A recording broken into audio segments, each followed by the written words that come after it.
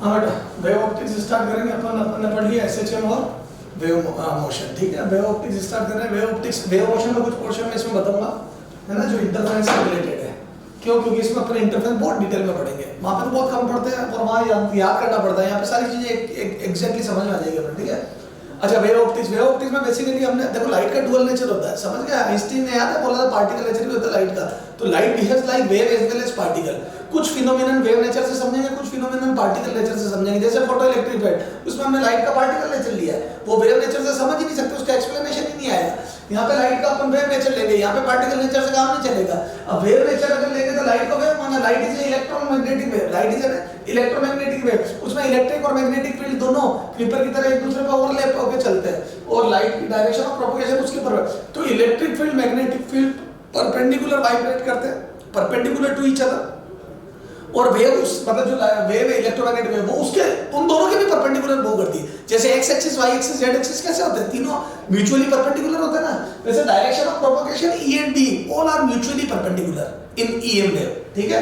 तो ये बात एक तो ध्यान रखनी है, ये बात आप ईएम वेव में और डिटेल में पढ़ोगे। चलो अभी अपन मुद्दे की बात करते हैं, लाइट को हम वेव मानेंगे। अच्छा, हमारे को इस चैप्टर में 3 फिनोमेनन पढ़ना है, इंटरफेरेंस, पोलराइजेशन एंड डिफ्रैक्शन। क्या पढ़ना है? Interference, diffraction and polarisation. ये तीनों चीजें अपन इस चैप्टर में पढ़ेंगे। उससे पहले थोड़ा सा वेव नेचर मानेंगे तो कुछ बेसिक चीजें समझते हैं कि वेव फ्रंट क्या होता है, हाइजेनबर्ग ह्यूजेंस प्रिंसिपल क्या होता है, ये सारी बातें अपन थोड़ा सा देख लेते हैं। हालांकि ह्यूजेंस प्रिंसिपल वगैरह इतना अपने को ज्यादा ठीक है, उससे अपन चीजें बनाएंगे, ठीक है। तो अपने को समझना बहुत जरूरी है। देखो जैसे कोई लाइट सोर्स है ना, तो अगर मैं लाइट को वेव मान रहा हूं तो मैं बोल दूं इससे एक मतलब जो भी इसकी पावर होगी, ये पर सेकंड की energy in terms of wave emit करेगा, according to wave nature wave emit करेगा। तो मैं बोल दूं ये वेव चलेगी। अरे बोलो, अच्छा वेव क्या होती है बेटा? ये देखो थोड़ा सा मैं एक कोशिश कर रहा हूं कि तुम्हारे को वेव जैसा दिखे, ठीक है। ये वेव चलेगी,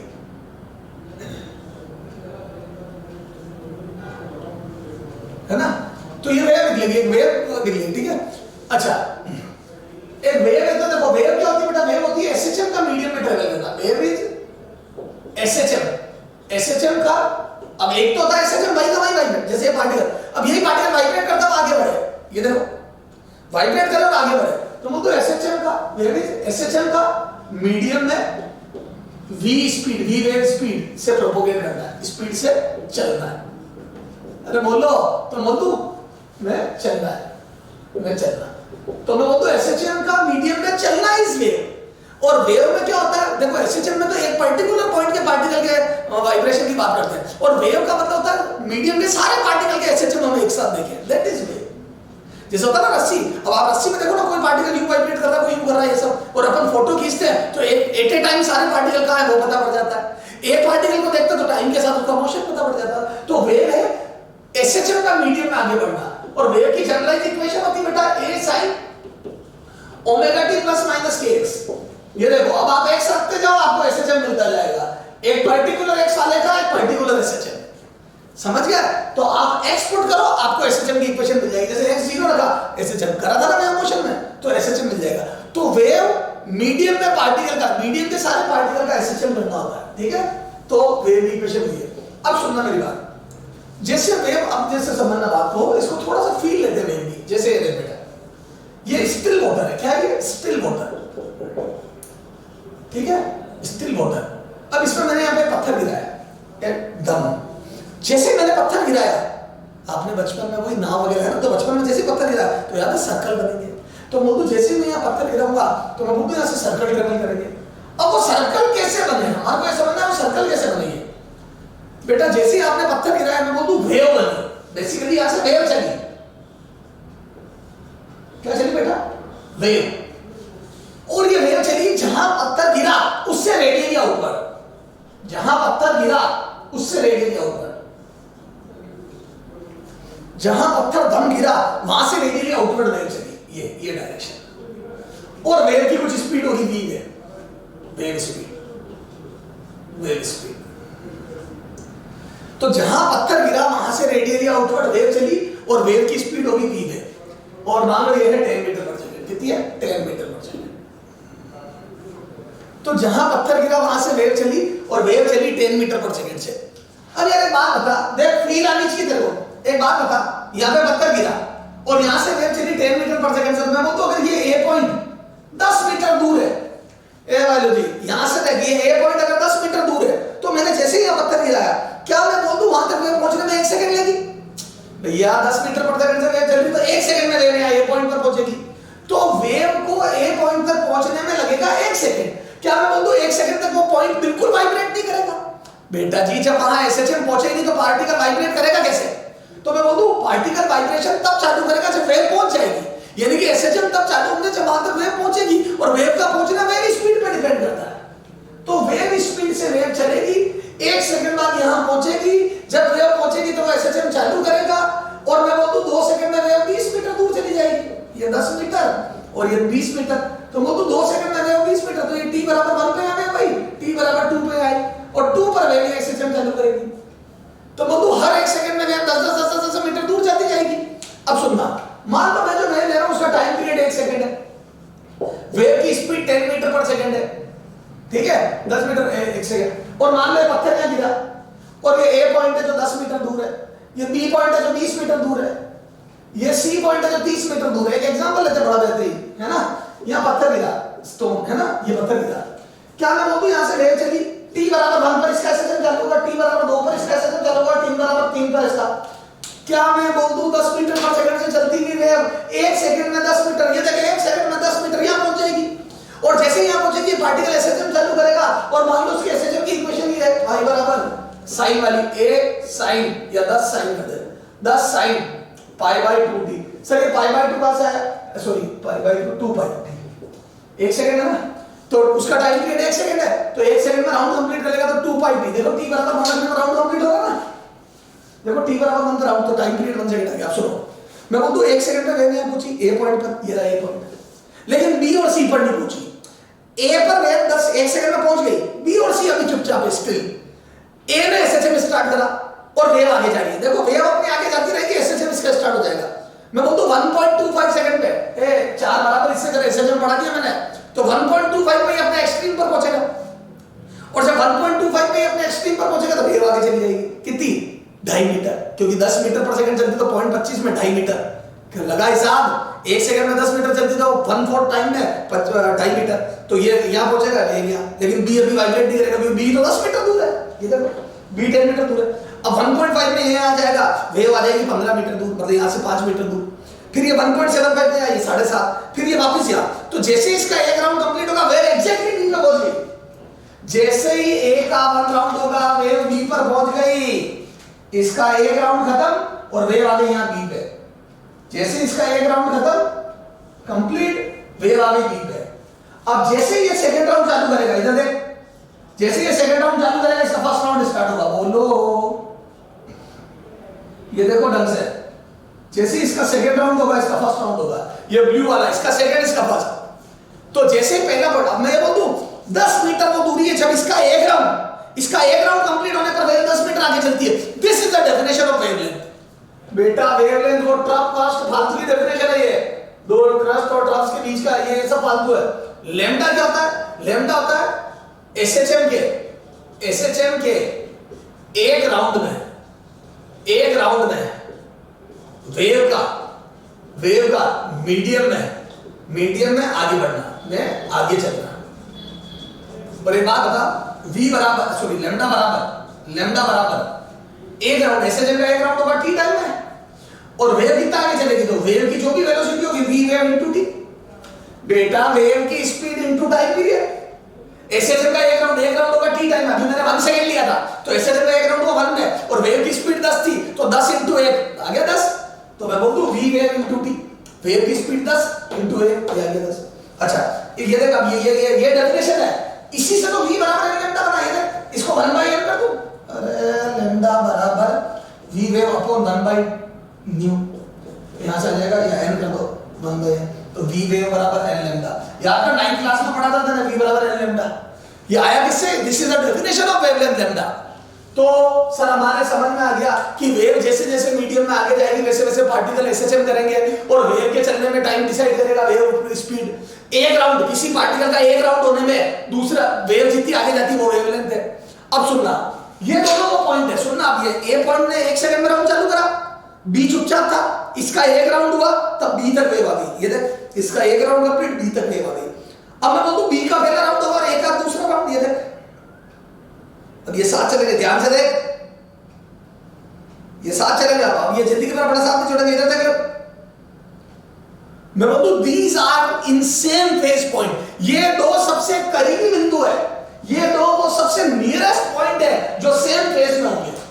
सबसे करीबी वो बिंदु जो सेम फेज में हो का सेपरेशन इज वेवलेंथ।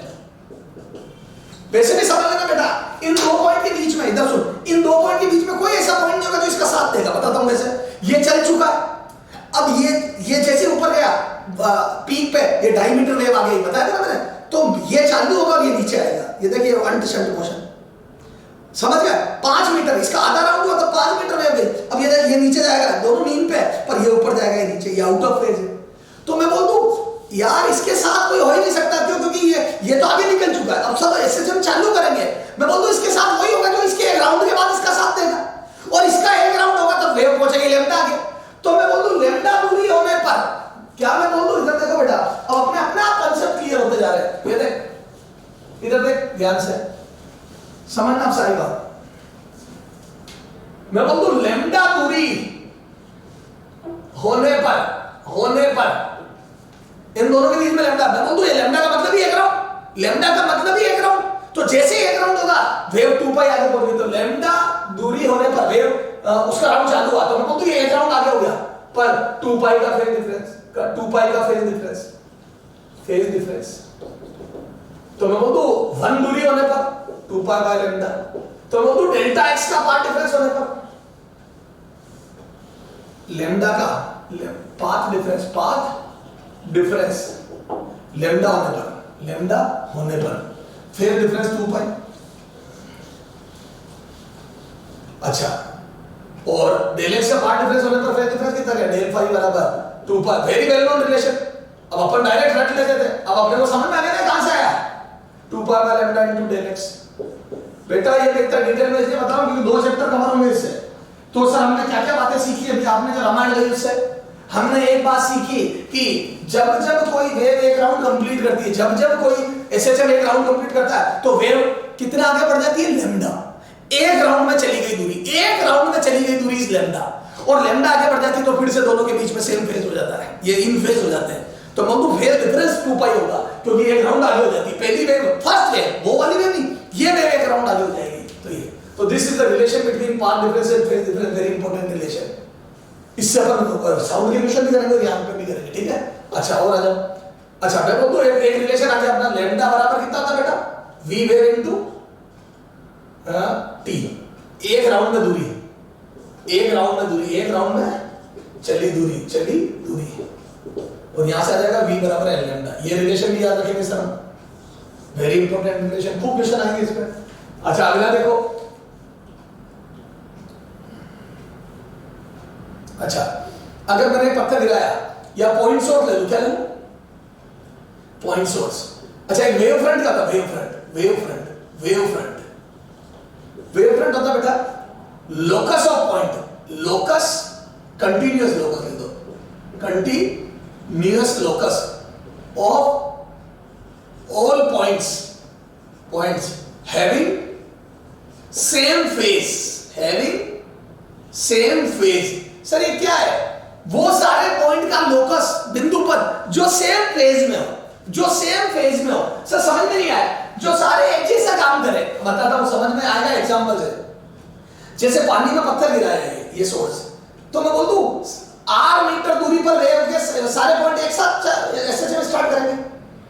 बेटा अगर मैंने यहां पत्थर गिराया तो बोल दूं r दूरी पर, ये देख r डिस्टेंस पर जितने भी पॉइंट है, ये देख ये r डिस्टेंस पे जितने भी पॉइंट है, मैंने पत्थर गिराया था, r दूरी पर जितने भी पॉइंट है, ये सारे पॉइंट वो सब एक साथ ऐसे स्टार्ट करेंगे। देख ये ऊपर उठेगा, ये तो मैं बोलूं ये सारे पॉइंट एक साथ ऊपर उठेंगे। r दूरी वाले सारे पॉइंट, ये देखें ना ये पत्थर गिरा, r दूरी वाले सारे पॉइंट एक साथ ऐसे जम करेंगे, तो मैं बोलूं ये सर्कल बनेगा।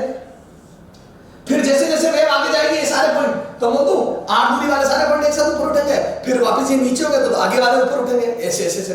तो मैं बोलूं ये सब मेरे को एक साथ ऊपर उठेंगे तो सर्कल बना हुआ दिखाई देगा। तो क्या मैं बोल दूं कि अगर मान लो पानी में पत्थर दिलाता हूं तो सर्कुलर वेवफ्रंट बनते हैं, और अगर यही पॉइंट सोर्स है तो 3D में स्फेरिकल वेवफ्रंट। तो मैं बोल दूं पॉइंट सोर्स का कैसा बनता है? Spherical wavefront. कैसा बनता है? Spherical wavefront. अच्छा क्या मैं बोल दूं वेव जा रही है यूं, ये हो गई डायरेक्शन ऑफ प्रोपगेशन। और वेवफ्रंट क्या होता है? वो सारे पॉइंट जो एक जैसा काम कर रहे हैं। तो बोल दूं वेव अगर रेडियली आउटवर्ड जा रही है, वेव अगर रेडियली आउटवर्ड जा रही है तो सर्कल के सारे पॉइंट या स्फीयर के सारे पॉइंट एक जैसा काम करेंगे। ये पॉइंट सोर्स से सब तरफ वेव जा रही है तो स्फीयर के आर रेडियस के स्फीयर के सारे पॉइंट ऊपर उठेंगे। तो क्या मैं बोल दूं डायरेक्शन ऑफ प्रोपगेशन। एक और बात सीखी मैंने, एक बात ये, तीसरी बात ये सीखी मैंने, क्या? Direction of propagation and wave front are perpendicular to each other, spherical wave front और डायरेक्शन ऑफ प्रोपगेशन हमेशा परपेंडिकुलर टू ईच अदर होती है, मतलब एंगल थीटा बराबर 90 डिग्री। तो उन दोनों के बीच में एंगल 90 डिग्री होता है। ध्यान रखना डायरेक्शन ऑफ प्रोपगेशन और wave front perpendicular to each other होते हैं। खूब काम में लूंगा मैं बात। डायरेक्शन ऑफ प्रोपगेशन और wave front are perpendicular to each other, ठीक है? तो ये हो गया वेव फ्रंट। पॉइंट सोर्स का वेव फ्रंट कैसा होता है बेटा? अब ये देख, पॉइंट सोर्स का वेव फ्रंट हो गया, है ना? तो पॉइंट सोर्स का क्या हो जाएगा? पॉइंट सोर्स का स्फेरिकल, पॉइंट सोर्स स्फेरिकल। अच्छा लीनियर सोर्स का कैसा होता है बेटा? लीनियर सोर्स बोलो सिलेंड्रिकल। कैसा होता है लीनियर सोर्स का? सिलेंड्रिकल। ये बेटा देख लेना, ये रेडियली आउटवर्ड जाएगी और ये डायरेक्शन ऑफ प्रोपगेशन और wave front perpendicular to each other होंगे, ये 90 डिग्री। क्लियर है? और ये देखो ना लीनियर सोर्स है, सारे सिलेंडर के पॉइंट एक साथ ऊपर उठेंगे। अच्छा source at infinite, S eight infinite.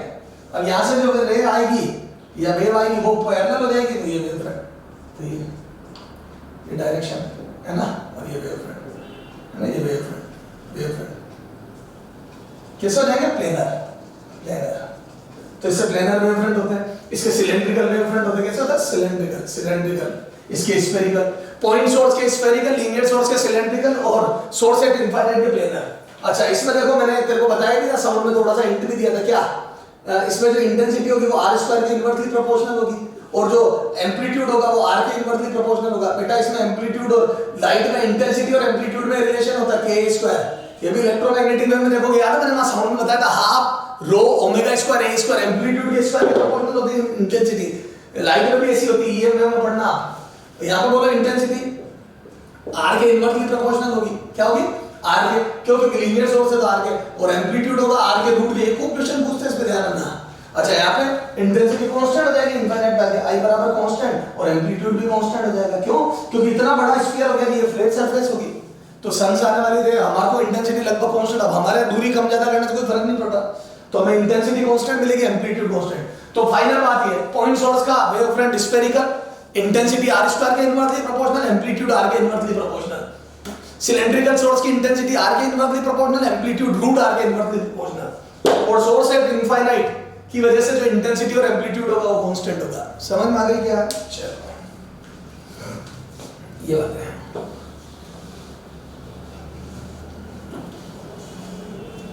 तो सर ये बात समझ में आ गई सर, हम पॉज करके नोट कर लेंगे। अब हमारे को फेज डिफरेंस पार्ट डिफरेंस में रिलेशन भी समझ में आ गया, इसको यूज कैसे करना आप बता देना। आई बराबर के स्क्वायर सर हम याद कर लेंगे, और वेव फ्रंट और डायरेक्शन ऑफ प्रोपगेशन के बीच में 90 का एंगल होता है, पता पड़ गया सर।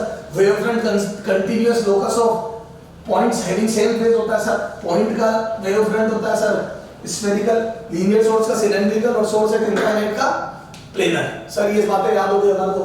सर अब ये वेव फ्रंट क्या काम आएगा, देखो अब इसमें क्वेश्चन सुनना। अब जैसे आपकी 10th क्लास की जो आपने पढ़ी थी ना रे ऑप्टिक्स, तो हालांकि मैं रे ऑप्टिक्स अगला टॉपिक पढ़ाऊंगा, लेकिन उससे पहले मैं तेरे को बात बताता हूं, सुनना। अब जैसे वो ये बोल देगा कि अगर इस पे प्लेनर वेव फ्रंट गिर रहा है तो बताओ ये रिफ्लेक्टेड वेव फ्रंट कैसा होता है? रिफ्लेक्टेड वेव फ्रंट, ठीक है। और वो ऑप्शन दे देगा ए, कैसा? ये ऐसे ही होगा, बी ऐसा तिरछा हो जाएगा, सी ऐसा हो जाएगा, और डी ऐसा हो जाएगा, है ना। अब बच्चा क्या करता है? डायरेक्ट वेव फ्रंट ही बनेगी बेटा। पहले वेव से रे बना, फिर रे से वापस वेव पे सोचिए। देख क्या मैं बोल दूं, ये यूं रे जा रही है पैरेलल, ये वेव फ्रंट, अगर आपको वेव फ्रंट प्लेनर दिए हैं तो मैं बोलूं वेव फ्रंट का परपेंडिकुलर ही रे होता है। याद है wave front and ray are perpendicular to each other, ये देख। तो मैं हमेशा वेव फ्रंट पे, जैसे तुम इलेक्ट्रिक फील्ड में भी तो पढ़ते हो, इलेक्ट्रिक फील्ड की डायरेक्शन और equipotential surface are perpendicular to each other. तो मैं इलेक्ट्रिक फील्ड से इक्विपोटेंशियल सरफेस बता सकता हूं, इक्विपोटेंशियल सरफेस से इलेक्ट्रिक फील्ड बता सकता हूं, डिट्टो सेम। यहां पे मैं वेव फ्रंट से रे की डायरेक्शन बता सकता हूं। तो ये देखो दिस इज द रे, ये तो बोल दो वेव फ्रंट का परपेंडिकुलर इज रे। अब ये रे आगे जाएगी और ये रे सारी का कन्वर्ट होगी, बोलो ये रे। अब इन रे को देख के मैं बता सकता हूं, ये देखो ये रे का परपेंडिकुलर ड्रॉ कर दो, ये वेव फ्रंट। तो वो तो रे डायग्राम बनाया, रे डायग्राम से मैंने वापस वेव फ्रंट बना दिया, वो तो this is spherical wave face होगी, ये इस टाइप के वेव फ्रंट बनेंगे। बोलो अगर मैं ये कॉन्केव मिरर रख दूं या चलो प्रिज्म रख दूं तो बेटा बताओ, प्रिज्म और प्रिज्म का बोल दूं मैं ये वेव फ्रंट गिर रहा है, कोई दिक्कत नहीं। फिर इस वेव फ्रंट से रे बनाओ, ये पैरेलल रे और ये रे याद है ये इधर डाइवर्ज होगी, सॉरी ये डेविएट होगी और ये डेविएट, इसमें ना रे कन्वर्ज होती है ना डाइवर्ज होती है, याद है रे वैसी। तो ये आंसर। अरे बोलो क्वेश्चन बदलते जाएंगे, आंसर बदलता जाएगा, सोच में ही रहेगी। इस पे एक बड़ा बेहतरीन क्वेश्चन पूछते हो, पूछता हूं देख से। हालांकि मैं इसको रे ऑप्टिक्स में बात और करूंगा, पॉज करके नोट कर लेना बेटा, इतना टाइम नहीं है। ये देख अगर ये दे दूं तो देख f1 बराबर 10 सेंटीमीटर, f2 बराबर 20 सेंटीमीटर, कई बार तो ये सेपरेशन दे देगा 30 सेंटीमीटर है ना, और बोलेगा प्लेनर वेव फ्रंट गिरे तो बताओ यहां से वेव फ्रंट कैसे निकलेगी। अब देख दिमाग लगा, प्लेनर वेव फ्रंट कर लेते मैं बोलूं पैरेलल रे गिरी है और याद है पैरेलल रे खुद के फोकस में मिलेगी। अरे बोलो और याद है जहां इसका फोकस है वहीं दूसरे का भी फोकस है। देख इधर देख ले रावण, ये देख ये यहां इसका फोकस है 10 सेंटीमीटर, तो बोलूं जो दूरी यहां से 10 सेंटीमीटर है वो यहां से 20 भी तो है, क्योंकि टोटल गैप 30 है, तो ये 20 हो गई और 20 हो गई तो रे वापस पैरेलल हो जाएगी। बोलो तो वो तो फिर से प्लेनर वेव फ्रंट बाहर आ जाएगा। तो वो तो प्लेनर वेव फ्रंट गिरा, रे एक के फोकस में मिली, दूसरे के फोकस आती लगी, फिर से प्लेनर वेव फ्रंट बन गया। Answer is this. बोलो कई बार यूं बोल देगा, ये ले क्वेश्चन चेंज कर देता हूं, ये ले यहां डी कर देता हूं, डी बताता नहीं मेरे को, डी बता दे। वो बोलेगा प्लेनर वेव फ्रंट गिरे, दो एक लेंस का कॉम्बिनेशन जो प्लेनर वेव फ्रंट गिरे और ये जो रिफ्रैक्टेड या ट्रांसमिटेड वेव फ्रंट भी प्लेनर है, तो बताओ सेपरेशन कितना। तू दिमाग लगा, पैरेलल रे से वापस पैरेलल रे बनानी है। इधर देख पैरेलल रे गिरी, पैरेलल रे चाहिए तो मोदू इसके फोकस में मिलनी चाहिए और उसके फोकस से आनी चाहिए। ए बेटा इसके फोकस में मिलनी चाहिए और उसके फोकस से आनी चाहिए, तो इसका फोकस 10 उसके फोकस से आनी चाहिए 20, 10 + 20 30 हो तो गया 30। एक के फोकस में मिली, दूसरे के फोकस से आती भी लगी, हो गया 30। सर ये तो बड़ी जबरदस्त चीज है। हाँ तो बेटा वेव फ्रंट को ऐसे थोड़ी ना से डेफिनेशन पूछेगा, वेव फ्रंट को यूज करवाएगा, तो वेव फ्रंट से मैं रे बना सकता हूं और रे से रे ऑप्टिक्स में एंटर कर जाऊंगा। समझ गया वेव फ्रंट? वेव फ्रंट का परपेंडिकुलर रे होती है, रे का परपेंडिकुलर वेव फ्रंट होता है, खत्म बात। सर समझ में आ गया? अब देखो, अब मैं तेरे को बोलूं बेटा सुनना ध्यान से, इधर देख पाथ डिफरेंस वेव डिफरेंस में रिलेशन। अब देख दो वेव ओवरलैप, अब अपने को क्या करना, वेव अपन ने समझ ली। अब देखो एक होता कोहेरेंट सोर्स, अब ज्यादा डिटेल में बात उसकी करूंगा नहीं। कोहेरेंट सोर्स का मतलब होता है दो सोर्स के बीच का जो फेज डिफरेंस है, दो सोर्स फेज नहीं फेज डिफरेंस। जैसे ये सोर्स है S1 और ये सोर्स है S2, इनसे जो वेव निकल रही है उनका जो डिफरेंस है फेज का डेल फाई, वो कांस्टेंट होना चाहिए, doesn't depend upon time, doesn't depend upon time.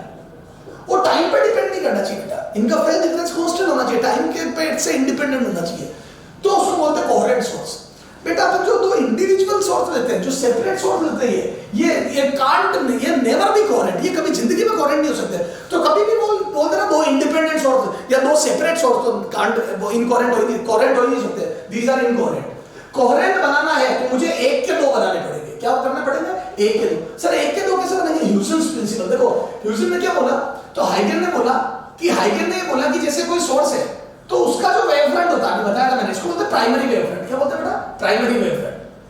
तो हाइगन ने बोला कि जो प्राइमरी वेवफ्रंट होता है, किसी सोर्स का जो एक्चुअल वेवफ्रंट है, उसके सारे पॉइंट, वेवफ्रंट पर लाई करने वाले सारे पॉइंट, जैसे ए और बी, देखो ए और बी जो दो पॉइंट है वो एक ही वेवफ्रंट है। देखो ना इस पॉइंट सोर्स के इसी वेवफ्रंट है, इन दोनों के बीच में फेज डिफरेंस बताओ, 0। एक बात और इंपॉर्टेंट, स्टार है ना, स्टार मार देंगे। Phase difference between two points lying on same wavefront, same wave front, phase difference between two points lying on same wave front is zero. जैसे इक्विपोटेंशियल सरफेस में पे जो दो पॉइंट होते हैं, एक इक्विपोटेंशियल सरफेस में दो पॉइंट के बीच में पोटेंशियल डिफरेंस जीरो होता है, वैसे यहाँ पे फेज डिफरेंस जीरो होता है। समझ गया? मैं पैरेलल में तेरे को इलेक्ट्रॉन ही बता रहा हूँ थोड़ी थोड़ी, तो इन दोनों के बीच में फेज डिफरेंस जीरो होता है। समझ गया? अच्छा, अब वो ये बोलता है कि किसी वेव फ्रंट पर लाई करने वाला पॉइंट, किसी वेव फ्रंट पर लाई करने वाला point behaves like secondary source. किसी वेव फ्रंट का सारे पॉइंट सेकेंडरी सोर्स की तरह बिहेव करते हैं। मतलब आप ये बोल सकते हो कि ये अपना लाइट सोर्स बना रहे हैं, मतलब ये अपनी वेव बनाएंगे, है ना, ये भी अपनी वेव बनाएगा। ये सर इससे क्या फायदा होगा आपको बताता हूं। जब मैं न्यूटन ने इसमें है ना आईडीएसी यंग ने एक एक्सपेरिमेंट करा, उसने बोला कि जैसे एक सोर्स रखा मैंने और मैं यहां पर दो होल रख दूं सामने, पिन होल स्लिट जो भी बनेगा पिन होल, तो यंग ने बोला कि एक सोर्स रख के मैं दो होल कर दूं, S1 S2 पिन होल, है ना। मतलब पिन होल क्यों बोल रहा हूं मैं बताऊंगा तेरे को आगे। तो यहां से वेव आगे जाएगी, डिफरेंट, पहले यहां पे डिफरेंशियल होगा, बाद में पढ़ेंगे डिफरेंशियल करता मतलब बेंडिंग। यहां पे लाइट की बेंडिंग होगी और यहां से ये नए सोर्स की तरह बिहेव करेगा, बिल्कुल करेगा। अगर ये सोर्स की तरह बिहेव नहीं करता तो कैसे बेंडिंग होती लाइट की? तो वो ये बोलता है कि आप तो ये मान लो कि एक वेव फ्रंट पर स्थित या किसी भी वेव फ्रंट के point behave like secondary source और वो अपनी नई वेव बनाएंगे, ऐसा मान के आप क्वेश्चन करो। हालांकि होता है डिफ्रेक्शन की वजह से, अरे ऐसा थोड़ी है वहां लाइटें चल रही है, होता है डिफ्रेक्शन की वजह से, लाइट की बेंडिंग होती है। पर वो तेरे को ये कह रहा है तू तो ये नया सोर्स मान ले, देखिए ये बेंडिंग हो गया। पर वो तेरे को ये कह रहा है कि तू तो तेरा नया सोर्स मान ले, तू तो ये समझ ले दो सोर्स रखे हुए हैं, तो आप एक के दो बना, वो कोहेरेंट है। सर उनके कोहेरेंट होने की गारंटी क्या है? देखो सर इनके तो फेज डिफरेंस जीरो नहीं, आप व्यू रख लो ना, कोई बात नहीं। ये आप देखो, अब ये फेज डिफरेंस जीरो नहीं है, पर है एक के दो। तो ये बात है कि अगर इन दोनों के बीच में फेज, क्योंकि अलग-अलग वेव फ्रंट है बेटा, इसका वेव फ्रंट अलग है और अब यहाँ पे इसका वेव फ्रंट अलग है। हो सकता है तीसरा वेव फ्रंट और ये तीसरे और चौथे के बीच का कोई पॉइंट हो, पर जो भी फेज डिफरेंस होगा जिंदगी भर वही रहेगा, क्योंकि यहां से निकलने वाली एट ए टाइम वेव एक जैसी होगी। तो जब तू तो ये बात ध्यान रख, एक के दो बनाएगा तो कोहेरेंट है। एक के दो बनाने का मेथड मैं भी बताऊंगा, एक तो YDAC है, एक बार यंग वो 22 स्लिट एक्सपेरिमेंट है ना, क्या बोलते हैं उसको, है ना, बाइप्रिज्म, है ना, एक फ्रेजनल्स बाइप्रिज्म है, ठीक है, और एक अपन लेंस के भी दो, एक लॉयड मिरर एक्सपेरिमेंट है, तो लॉयड मिरर से एक के दो बना सकता हूं, फ्रेजनल्स बाइप्रिज्म से एक के दो बना सकता हूं, और YDAC young double slit experiment है, ठीक है। तो आप तो ये ध्यान रखो कि कोहेरेंट सोर्स तब होंगे जब एक के दो बनेंगे, बस that's all. Independent source can never be coherent. आप दो बल्ब या दो लाइट नहीं जला सकते, एक के दो बनाने, खत्म। चलो, तो हाइगन्स प्रिंसिपल में मेरे काम की बात इतनी सी थी कि secondary points lying on wave front behave like secondary source, और हमें एक के दो बनाएंगे तो कोहेरेंट होंगे, independent source can never be coherent, ठीक है। चलो, अब अपन देखते हैं कि इंटरफेरेंस क्या होता है ना।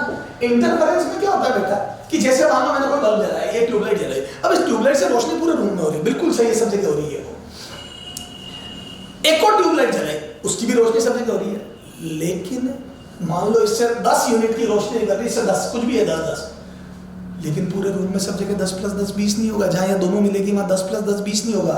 Total energy will be conserve, total energy will be conserve, total energy तो कंजर्व रहेगी, लेकिन हर जगह 10 + 10 20 नहीं होगा। पता क्या होगा, कहीं पर तो 10 और 10 मिलकर 20 से भी ज्यादा हो जाएगा, और कहीं 10 और 10 मिलेगा लेकिन 0 हो जाएगा। कहीं कंस्ट्रक्टिव इंटरफेरेंस होगा, कहीं डिस्ट्रक्टिव। जहां कंस्ट्रक्टिव होगा वहां पर एनर्जी बढ़ जाएगी, इकट्ठी हो जाएगी, और जब डिस्ट्रक्टिव होगा वहां एनर्जी एलिमिनेट हो जाएगी या कट जाएगी। का मतलब बड़ा अजीब सी कैलकुलेशन होगी एनर्जी की। यही तो इंटरफेरेंस का मजा है, यही तो वेव होने को प्रूव करता है। तो हम लाइट का वेव होना प्रूव करेंगे और हम इंटरफेरेंस पढ़ेंगे। इंटरफेरेंस में कहीं वेव मिलेगी कहीं घटेगी, ठीक है। तो चलो देखते हैं, ठीक है ना। तो देखो इंटरफेरेंस, ठीक है ना। तो देखो इंटरफेरेंस में क्या होता है, जैसे ये दो, एक के दो बनाऊंगा मैं ना, वो छोड़ दी। जैसे मान लो ये एक है, ये दो है, ये पानी के अंदर मैंने दो पत्थर गिराए, ठीक है, S1 S2, और दोनों पत्थर एक साथ गिराए। मैंने पानी में पत्थर गिराया, दोनों पत्थर एक साथ गिराए, तो मैं बोलूं यहां से वेव निकलेगी, और ये पॉइंट लिया कोई P, ये रहा कोई पॉइंट P, मैं बोलूं यहां से वेव निकलेगी यहां पहुंचेगी, यहां से वेव निकलेगी यहां पहुंचेगी। दोनों पत्थर एक साथ गिरे और मान लिया मैंने दोनों से ऊपर स्टार्ट हो रहे, मतलब जैसे अपन YDAC में एक के दो बनाएंगे वो बात है, ये एक ही वेव फ्रंट के हिस्से समझ लेना। तो दोनों SHM एक साथ ऊपर स्टार्ट हो गए, तो क्या मैं बोलती हूं ऊपर होता SHM स्टार्ट होता हो गया, ये भी ऊपर होता हो गया। अच्छा, अगर ये दोनों पाथ सेम है, जिस जगह पर मेरे को देखो दो पत्थर गिरा, दोनों पत्थर से बराबर दूरी का कोई पॉइंट है P, वहां पे पानी के अंदर पेड़ का पत्ता से बन दो, तो यहाँ से दोनों जगह से जो वेव जाएगी, मैं बोल दूं एसएचएम करती हुई वेव जाएगी, और एसएचएम करती हुई वेव जब यहाँ पहुंचेगी तो क्या मैं बोल दूं ये बात और ये बात दोनों सेम है, मान लो टेन लैम्डा और टेन लैम्डा, तो मैं बोल दूं जब ये वेव पहुंचेगी यहाँ पे ये भी वेव उसी समय पहुंचेगी, तो मैं बोल दूं दोनों एक दूसरे का साथ देगी। अगर किसी पॉइंट पर दोनों वेव एक साथ पहुंचती है तो दोनों एक साथ ऊपर उठाएंगे उसको। This is called constructive interference. ये होता है एक दूसरे का सपोर्ट करना, इसको यहाँ पर एनर्जी का मैक्सिमम आएगा। तो क्या मैं बोल दूं दोनों वेव अगर एक साथ पहुंचती है तो दोनों एक साथ ऊपर उठाएगी, और ये दोनों एक साथ ऊपर उठ के दोनों एक दूसरे का सपोर्ट करेगी। This is called constructive interference. तो क्या मैं बोल दूं यहां से मेरा रिजल्ट बन गया जब जब पार्ट डिफरेंस जीरो होगा, ये कंस्ट्रक्टिव इंटरफेरेंस की बात कर रहा हूं, तो जब जब पार्ट डिफरेंस जीरो होगा दोनों एक दूसरे का सपोर्ट करेगी। समझ में आ गई? अच्छा, अब दूसरी बात देख, दोनों के एम्पलीट्यूड डेटा को जाएंगे, वो अपन मैथमेटिक्स से देखेंगे, वो एंड हो जाएंगे 10 + 10 20, तो वो तो वहां पे तगड़ा एम्पलीट्यूड आ जाएगा। अच्छा सुनो, अब मान ले ये पता ये पॉइंट है, मेरा वेव एक थोड़ी दूर गिर रही है 10 लैम्डा, ये थोड़ी दूर गिर रही है, दो थोड़ी दूर गिर रही है ना, और तेरे मन में सोच रहे हैं 10 लैम्डा है और ये 11 लैम्डा है, मतलब ये लैम्डा ज्यादा दूर है, ये अनइक्वल सेपरेशन है। अब देख ये क्या मैं बोल दूं ये वेव पहले पहुंच जाएगी इस पत्ते पे, और ये वेव जब ये वेव पहुंचेगी ये वेव लैम्डा दूर होगी, ये बायोलॉजी ये वेव पहुंचेगी तो मैं बोल दूं ये लैम्डा दूर होगी रे, ये यहां पहुंचेगी तो मैं बोल दूं एक वेव पहुंची पास वाली तो दूसरी लैम्डा दूर है। अब सुनना ध्यान से क्या होगा, और लैम्डा का सेपरेशन मैंने तेरे को बताया था, लैम्डा मतलब एक राउंड कंप्लीट होना, लैम्डा मतलब एक राउंड कंप्लीट होना, तो जैसे ये वेव पहुंच गई ये एक राउंड कराई और ये फटाके में आ गई, अरे भैया एक राउंड कंप्लीट ये आ गई, तो जैसे इसका एक राउंड कंप्लीट होगा मेरा बायोलॉजी ये वेव पहुंच जाएगी। तो क्या मैं बोल दूं अगर दोनों के बीच में पार्ट डिफरेंस लैम्डा है, ए भैया जी आप अगर मेरे से लैम्डा ज्यादा दूर हो तो मैं पहले पहुंचूंगा एक राउंड करूंगा फिर तू आ जाएगा, क्योंकि लैम्डा मतलब एक राउंड, लैम्डा मतलब एक राउंड, मैं एक राउंड करूंगा तू आ जाएगा, तो जैसे मेरा एक राउंड कंप्लीट होगा दूसरी वेव पहुंच जाएगी। और मैं बोल दूं पहली वेव का दूसरा राउंड और दूसरी वेव का पहला राउंड एक साथ होगा, पहली वेव का दूसरा राउंड और दूसरी वेव का पहला राउंड साथ होगा, तो मैं बोल दूं फिर से कंस्ट्रक्टिव इंटरफेरेंस। अच्छा अगर ये 12 लैम्डा हो जाए तो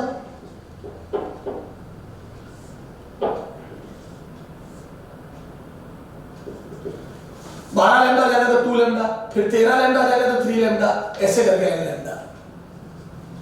ठीक है, तो path difference lambda 0 lambda 2 lambda 3 lambda n lambda, तो ये कंस्ट्रक्टिव इंटरफेरेंस की कंडीशन है। क्या है ये? This is the constructive interference. ठीक है, अच्छा फेज डिफरेंस कितना होगा बेटा? अच्छा एक बात बता, जब 0 का पार्ट डिफरेंस होगा तो फेज डिफरेंस भी 0 होगा, दोनों वेव साथ होंगे तो किसी का कोई राउंड नहीं होगा, दोनों एक साथ है। लेकिन अगर लैम्डा का पार्ट डिफरेंस है लैम्डा का, तो हुआ तो कंस्ट्रक्टिव इंटरफेरेंस था, लेकिन जो पहली वेव थी उसने एक राउंड कंप्लीट कर लिया था, लैम्डा मतलब एक राउंड कंप्लीट, तो मुझे फेज डिफरेंस 2 पाई आ जाएगा।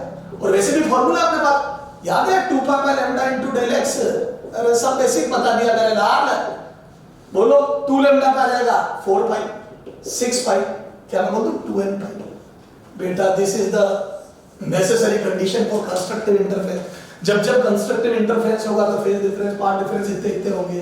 सर डिस्ट्रक्टिव इंटर अभी और आगे बात करेंगे, सर डिस्ट्रक्टिव इंटरफेरेंस के बारे में भी बताओ ना। ये है डिस्ट्रक्टिव इंटरफेरेंस, देख क्या होगा डिस्ट्रक्टिव इंटरफेरेंस में, तो जब जब डिस्ट्रक्टिव इंटरफेरेंस होगा देख पार्ट डिफरेंस। अच्छा अब एक और कंडीशन लेते हैं, देख ये पॉइंट है P, मैं बोलूं ये 10 लैम्डा और ये पत्थर थोड़ा दूर गिराया है S2 और ये है 10.5 लैम्डा, ये बोलते तू 10 lambda plus lambda by 2, 10 plus 1/2 lambda, अरे 10 लैम्डा प्लस लैम्डा बाय 2, क्या मैं बोलूं ये वेव जब पहुंचेगी 10 लैम्डा तो ये भी 10 चलेगी तो आधा लैम्डा दूर होगी, तो पहली वेव जब पहुंच जाएगी दूसरी आधा लैम्डा दूर होगी, क्या मैं बोल दूं इसका आधा राउंड होगा, पहली वेव पहुंच गई दूसरी आधा लैम्डा दूर है, जब इसका आधा राउंड होगा तो दूसरी पहुंच जाएगी, क्योंकि लैम्डा पर एक राउंड कंप्लीट होता है तो आधे लैम्डा पर आधा राउंड, पहली वेव ने आधा राउंड करा दूसरी वेव बोले मैं आ गई, ये नीचे जाएगी ऊपर जाएगी, क्या मैं बोल दूं एक दूसरे काट रही है, देख पहली वेव ने आधा राउंड करा दूसरी आ गई, दूसरी आई ये नीचे जा रही है ऊपर जा रही है, देख डिस्ट्रक्टिव इंटरफेरेंस। तो मैं बोलूं डिस्ट्रक्टिव इंटरफेरेंस के लिए डेल फाई बराबर या तो lambda by 2 3 lambda by 2, 3 lambda by 2 में देख 1.5 राउंड हो जाएंगे, 1.5 राउंड के बाद भी वही ये नीचे जाएगी ऊपर, 5 लैम्डा बाय 2 मेरे लाल है ना, तो 2n + 1 लैम्डा बाय 2, अरे वो प्लस माइनस बिल्कुल लगा दे यार, है ना, n बराबर 1 पे ऐसा कर लेना यार, डेल फाई बराबर बोल पाई 3 पाई 5 पाई, तो वो भी ओड बाय 2n + -1 पाई, अरे वो अपन n प्लस माइनस बाद में लगाएंगे, बस ओड मल्टीपल है ध्यान रख। कितने लोग समझ आ गए मेरे लाल? ये बेसिक समझ मैं जल्दी इसलिए नहीं कर रहा हूं क्योंकि ये इंटरवल में खूब जगह काम आएगा मेरे। तो कंस्ट्रक्टिव और डिस्ट्रक्टिव इंटरवल में भेद देने बाद सर आप एक बात बताओ, दो वेव जो ओवरलैप होगी तो वेव की इक्वेशन कैसी होगी? अब देख एक पॉइंट पर तो इंटरफेरेंस की, एक पॉइंट पर वेव मिलने की बात कर रहा है, जहां वेव साथ साथ मिलेगी वहां एनर्जी बढ़ जाएगी, और जहां वेव एक दूसरे को काटेगी वहां एनर्जी खत्म हो जाएगी, एलिमिनेट हो जाएगी। पूरी भी खत्म हो सकती है और पूरी नहीं भी हो सकती है, वो अपन देखेंगे necessary condition for good interference pattern, है ना। तो अब कब एनर्जी जुड़ेगी, कब एनर्जी कटेगी, कैसे जुड़ेगी कैसे कटेगी, उसका मैथमेटिकल एनालिसिस। तो यहाँ पे मैथमेटिकल एनालिसिस ऑफ इंटरफेरेंस। देखो अब P पर 8P है ना, जो पॉइंट मैंने लिया था उसमें, तो मैं बोलूं पहली वेव जो पहुंची वो A1, चलो दूसरी वेव मतलब जो पहली वेव पहुंच गई थी वो A2 sin omega t plus five. देखो जो पहले ये पहली वेव है यार, लेकिन मैं लिख दूसरे है ना, क्योंकि तोरे मैं इसलिए लिख रहा हूं यहाँ क्योंकि तेरे जो फॉर्मूला है वो इसी फॉर्म में आएगा। और ये देख पहली wave A1 sin omega t, ये वो वेव है जो बाद में गई, और ये वो वेव जो पहले जा चुकी थी वो थोड़ी आगे निकल गई 5। अब दोनों को ऐड करता हूं, तो यूजिंग सुपरपोजिशन थ्योरम, क्या है टेक्निकल बातें नहीं करनी, यूजिंग सुपरपोजिशन थ्योरम। अब बच्चा कर जाता है सुपर, अरे कुछ नहीं टेक्निकल बात करनी नहीं, सुपरपोजिशन थ्योरम मतलब दोनों का ओवरलैप होना, तो दोनों ओवरलैप होते तो दोनों का वेक्टर सम हो जाता है। अब चूंकि अपन एक ही डायरेक्शन में, ये वेव अपनी आउट ऑफ प्लेन पे है, पानी में ऊपर की तरफ वाइब्रेट कर रही है, तो डायरेक्शन सेम है, तो सीधा स्केलर ऐड कर दूंगा, तो y नेट बराबर y1 + y2 एक्चुअली में होता है वेक्टर एडिशन है। सर समझ में नहीं आता, बताता हूं। जैसे रस्सी है, ये एक पॉइंट है, दो रस्सियां बांध दूं मैं, एक रस्सी यूं वाइब्रेट करूंगा, एक यूं, सुनना, एक रस्सी यूं वाइब्रेट करती है और एक यूं, है ना, दोनों साथ भी पहुंचेगी तो भी एक ऊपर और एक यूं ले जाएगी, तो वो तिरछी वाइब्रेट करेगी, मतलब वेक्टर सम होगा। दो sin ओमेगा t और दो cos ओमेगा t वाली वेव एक x डायरेक्शन, सॉरी दो sin ओमेगा t j के और दो sin ओमेगा t i के वाली दो वेव मिलेगी, तो वो जो एम्पलीट्यूड आएगा वो 2√2 आएगा, बड़ा अजीब आएगा, तिरछा आएगा, दोनों नो डाउट साथ ऊपर उठाएगी, फिर भी 2√2 आएगा वेक्टर सम, ठीक है। तो यहां से देख y नेट, तो इसको और ये दोनों वैल्यू रख दो y नेट में, y1 y2 रख के ऑन सॉल्विंग दिस, बेटा जी on solving this y net क्या आएगा बेटा, वो सब अपने 12 में डायरेक्ट लिखते थे, तो इन दोनों को ऑन सॉल्विंग दिस है ना, सबको सॉल्व कर दिया है ना, ऑन सॉल्विंग y नेट बराबर आ जाएगा बेटा, y नेट बराबर a net sin omega t plus शाई ये नया एंगल है, शाई आई गया बाहर में, शाई आ गया, ये वेयर a नेट क्या लिख रहा हूं, वेयर a नेट, बोलो कितना आता है a नेट बेटा, वही जो वेक्टर में आता है, याद आया, दो वेक्टर के सम का रेट आता वही a1 square plus a2 square plus 2a1 a2 cos phi, ये होता है a net. And psi tan psi बराबर, बोलो कितना आएगा, टेन शाई बराबर, बोलो कितना था वो a2 क्या करे, a2 sin phi upon a1 plus a2 cos phi, शायद ये आता था कि लेना, ये ठीक है। अब आ जाओ फॉर कंस्ट्रक्टिव इंटरवल, जैसे कंस्ट्रक्टिव इंटरवल की बात करूं, अच्छा आई नेट कैसे लिखूं, और आई नेट है, आई नेट बराबर, तो आई होता k a नेट स्क्वायर कर दूं और इसका स्क्वायर करके रखूंगा, और फिर i1 i2 लिखूंगा, अरे i1 बराबर k a1 स्क्वायर और i2 बराबर k a2 स्क्वायर, ये यूज कर दूं, तो ये यूज करके लिखूंगा, तो ये आ जाएगा आई नेट बराबर i1 plus i2 plus 2√i1 √i2 cos phi. These are the generalised formula बेटा, ये होगा जनरल फार्मूला, है ना, ये होगा general formula. A net very very important biology, I net very very very important, 50,000 question करने तेरे को, साउंड में भी करने, लाइट में भी करने, दोनों क्वेश्चन अभी करा रहा हूं मैं, ठीक है।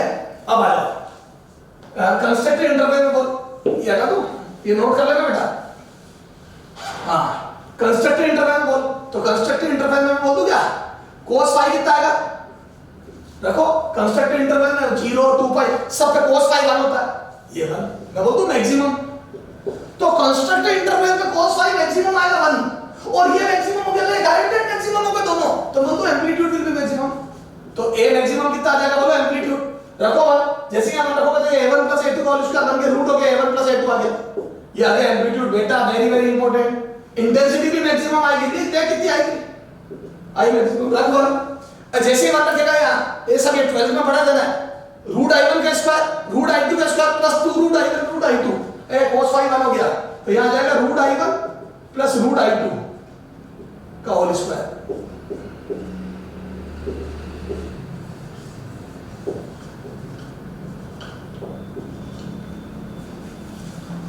Root i1 plus root i2 का स्क्वायर।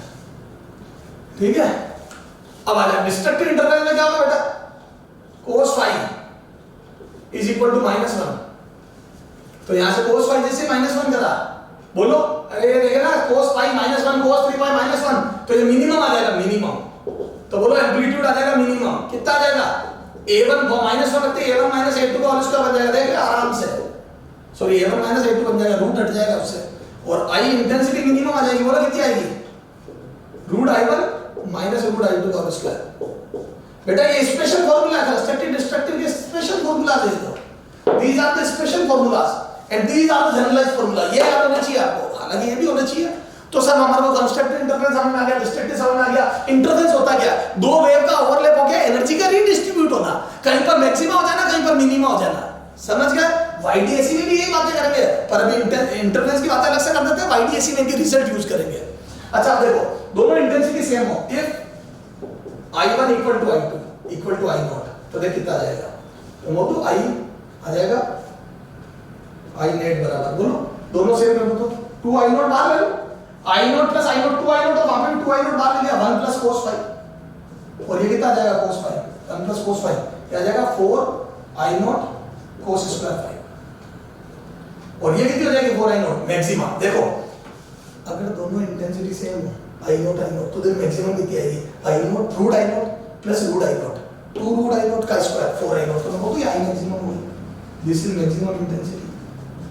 कब, जब दोनों सेम होगा।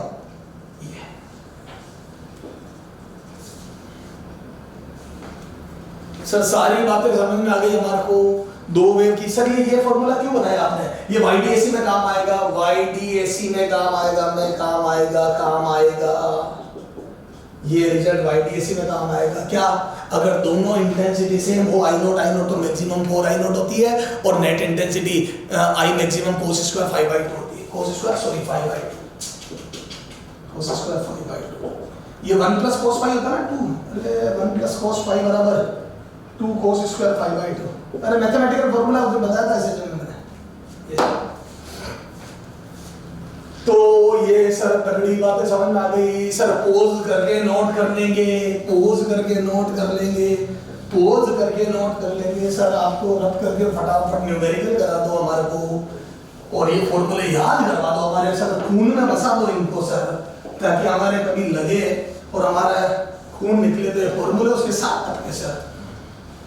वेरी गुड, बातें करते हो। हाँ ये सुना बेटा, थोड़ा समझ करते हैं। इंटरफेरेंस क्या होता है समझ में आ गई सर। A नेट बराबर होता है generalise formula A1 square plus A2 square plus 2A1 A2 cos phi का रूट अंडर। सर याद रह जाएगा क्योंकि वेक्टर में भी पढ़ा था। और अगर नेट वेव का टेन शाई निकालना है, नेट जो वेव होती है उसका शाई है ना, तो वो होता है sir A2 cos phi upon sorry A2 sin phi, A2 cos phi, A2 sin phi upon A1 plus A2 cos phi। तो देख लेना बेटा वो फॉर्मूला है ना, थोड़ा सा मेरे को कंफ्यूजन हो गया उसमें। sin cos phi ऊपर नीचे आते हैं जो देख लेना, वो कोई बड़ी बात नहीं, ठीक है, वेक्टर में को पढ़ते हो। अच्छा उसके बाद अपन देखते हैं कि I नेट आ जाता है बेटा I1 plus I2 plus 2 root I1 root I2 cos phi, I1 plus I2 plus 2 root I1 root I2 cos phi, ठीक है। इसमें कंस्ट्रक्टिव पर मैक्सिमा आएगा, और मैक्सिमा जब आएगा तो cos phi 1 हो जाएगा, cos phi 1 होगा तो आ जाएगा A1 प्लस A2 का होल स्क्वायर, और एक हो जाएगा root sorry A1 plus A2, और इंटेंसिटी हो जाएगी root I1 plus root I2 का होल स्क्वायर। कर लेना है यार, हां अब आ रहा है क्वेश्चन करते हैं। If ratio of amplitude of two waves are 1:2, then ratio of their intensity I1:8 is equal to what? ठीक है, तो रेशियो ऑफ इंटेंसिटी I1:8 लिखना होगा। देखो तो क्या मैं बोल दूं सॉल्यूशन में कि I1:I2 is equal to 1:4। कैसे? अरे I is proportional to A square, तो अगर दो वेव के एम्पलीट्यूड का रेशियो 1:2 है तो इंटेंसिटी का रेशियो 1:4 होगा। ले एक और कर दूंगा 1:3, बोल नहीं, खत्म। अरे K स्क्वायर पूरा डिटेल में नहीं कर रहा हूं। हाँ अगला इसका उल्टा, if ratio of intensity of two wave I1:I2 is equal to 1:64, then ratio of their amplitude 1:64 then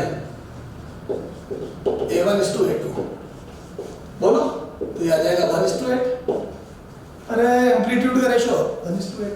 हाँ आगे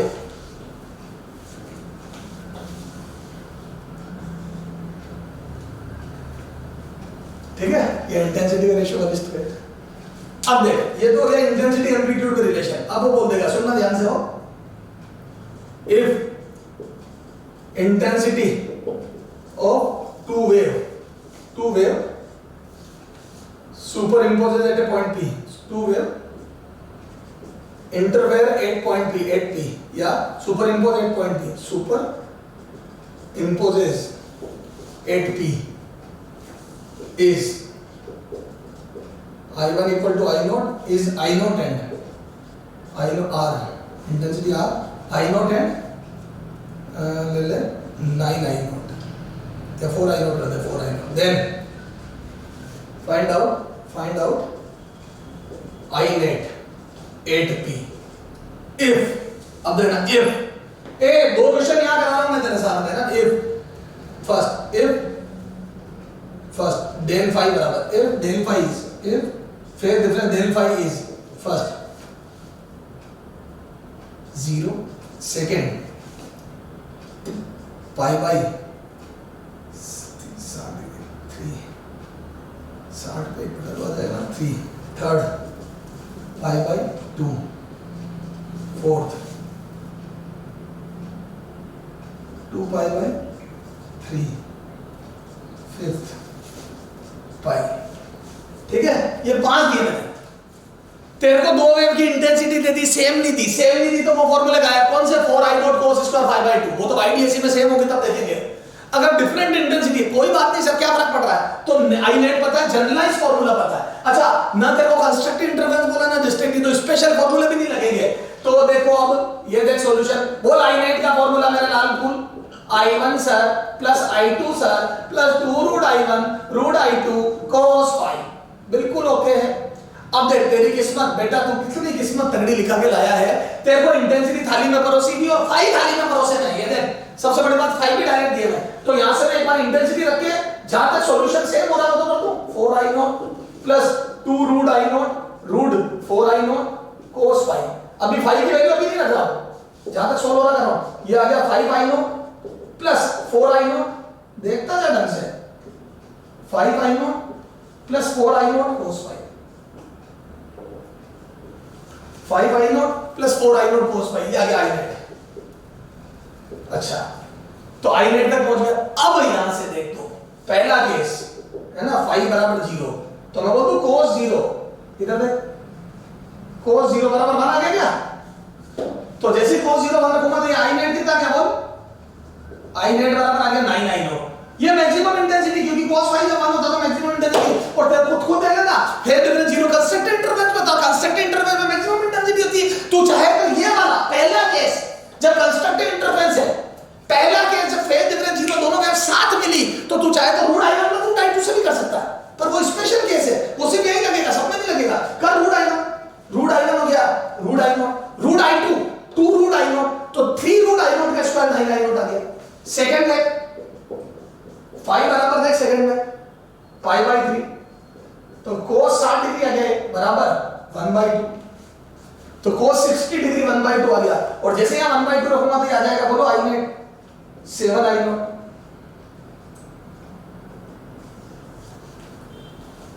हाँ फिर थर्ड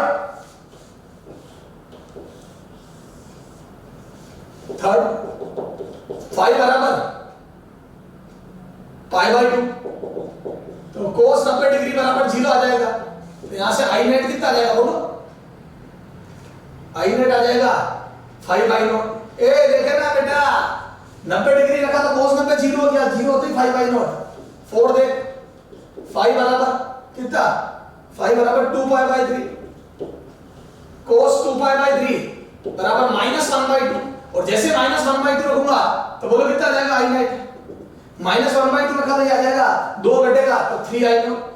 ये मिनिमम नहीं है, लास्ट केस देख 5 बराबर पाई पे cos पाई बराबर -1, ये मिनिमम है, ये स्पेशल केस है, या तो डिस्ट्रक्टिव इंटरफेरेंस में फेज डिफरेंस पाई 3 पाई 5 पाई, ये डिस्ट्रक्टिव इंटरफेरेंस है, तो इसको मैं स्पेशल केस नहीं कर सकता। Root I minus root I two करके बताऊंगा, पहले तो डायरेक्ट कर, तो रखो कितना आ जाएगा आई नॉट बराबर रख -1 या -1 रखो, या -1 रखोगे तो आ जाएगा आई नॉट। ये मिनिमम, इससे छोटी देख ये वाला पांचवा और पहला, इससे बड़ी इंटेंसिटी नहीं आएगी मैक्सिमम है, और इससे छोटी नहीं आएगी मिनिमम है, क्योंकि ये डिस्ट्रक्टिव इंटरफेरेंस है, कंस्ट्रक्टिव है। तो दो स्पेशल केस भी इन 5 में से, लेकिन तू जनरलाइज फार्मूला से कर, क्योंकि सारे क्वेश्चन करने का फार्मूला ये लगाना पड़ेगा। अब समझ में आई what is the importance of generalise formula.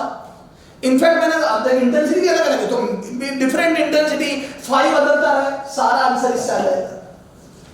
समझ में आ गई? तो अब समझ में आया इंटेंसिटी का फॉर्मूला कैसे लगता है, और दो वेव के इंटरफेयर करने का क्या मतलब है। दोनों वेव के सुपर इंपोज हो जाने के बाद इंटेंसिटी इतनी होती है, होने से पहले तो एम्पलीट्यूड पे डिपेंड करेंगे, याद है दोनों की इंडिविजुअल अपनी फिक्स है। ओवरलैप होने के बाद क्या होगा, ये होगा देख कहीं बढ़ गई, किसी जगह 9 आई नोट हो गई, किसी जगह आई नोट रह गई, कभी खुशी कभी गम। ए बेटा थी आई नोट और 4 आई नोट, कहीं बढ़ गई, कहीं आई नोट 4 आई नोट से ज्यादा हो गई, कहीं पे कम हो गई, कहीं बढ़ गई कहीं कम, तो रीडिस्ट्रीब्यूशन हो गया एनर्जी का। तो सर समझ में आ गया, एक ही क्वेश्चन से सर हमारे सारे फॉर्मूले क्लियर होते जा रहे हैं, हमें समझ में आ रहा है चीजें होगी कैसे। सर हम पोज करके नोट कर लेंगे, वो टेंशन आप फ्री रहो सर। अब आप तो ये बताओ सर, आप कुछ कह रहे थे, देख इसमें और केस बन सकता है, सॉल्यूशन हो वही आई नोट 4 आई नोट, कोई छोड़ में लिखो, लेकिन इफ डेल फाई की जगह डेल एक्स दे दे, इफ 8p डेल एक्स रहा, डेल एक्स पहला 0, second lambda by 6, third lambda by 4, fourth lambda by 3 और फिफ्थ लैम्डा बाई 2। अगर वो फेज डिफरेंस नहीं पार्ट डिफरेंस दे दे और आप पूछे then find out I net, then find out I net. दो वेव सुपर इंपोज कर रही है, एक की इंटेंसिटी आई नोट है, एक की 4 आई नोट है, दोनों के बीच में जहां p पॉइंट पर path difference 8p path difference del x 0, अगर दोनों साथ पहुंचे पाथ का डिफरेंस ही हो 0, तो इस बार फेज डिफरेंस नहीं पाथ डिफरेंस दे दिया, कोई बात नहीं, क्या कोई बात नहीं, यहाँ पे देखो फेज डिफरेंस ही है, कोई बात नहीं सर, पाथ डिफरेंस से फेज डिफरेंस निकालना हमें आता है, 0 के पाथ डिफरेंस पे फेज डिफरेंस डेल फाई 0 ही आएगा सर।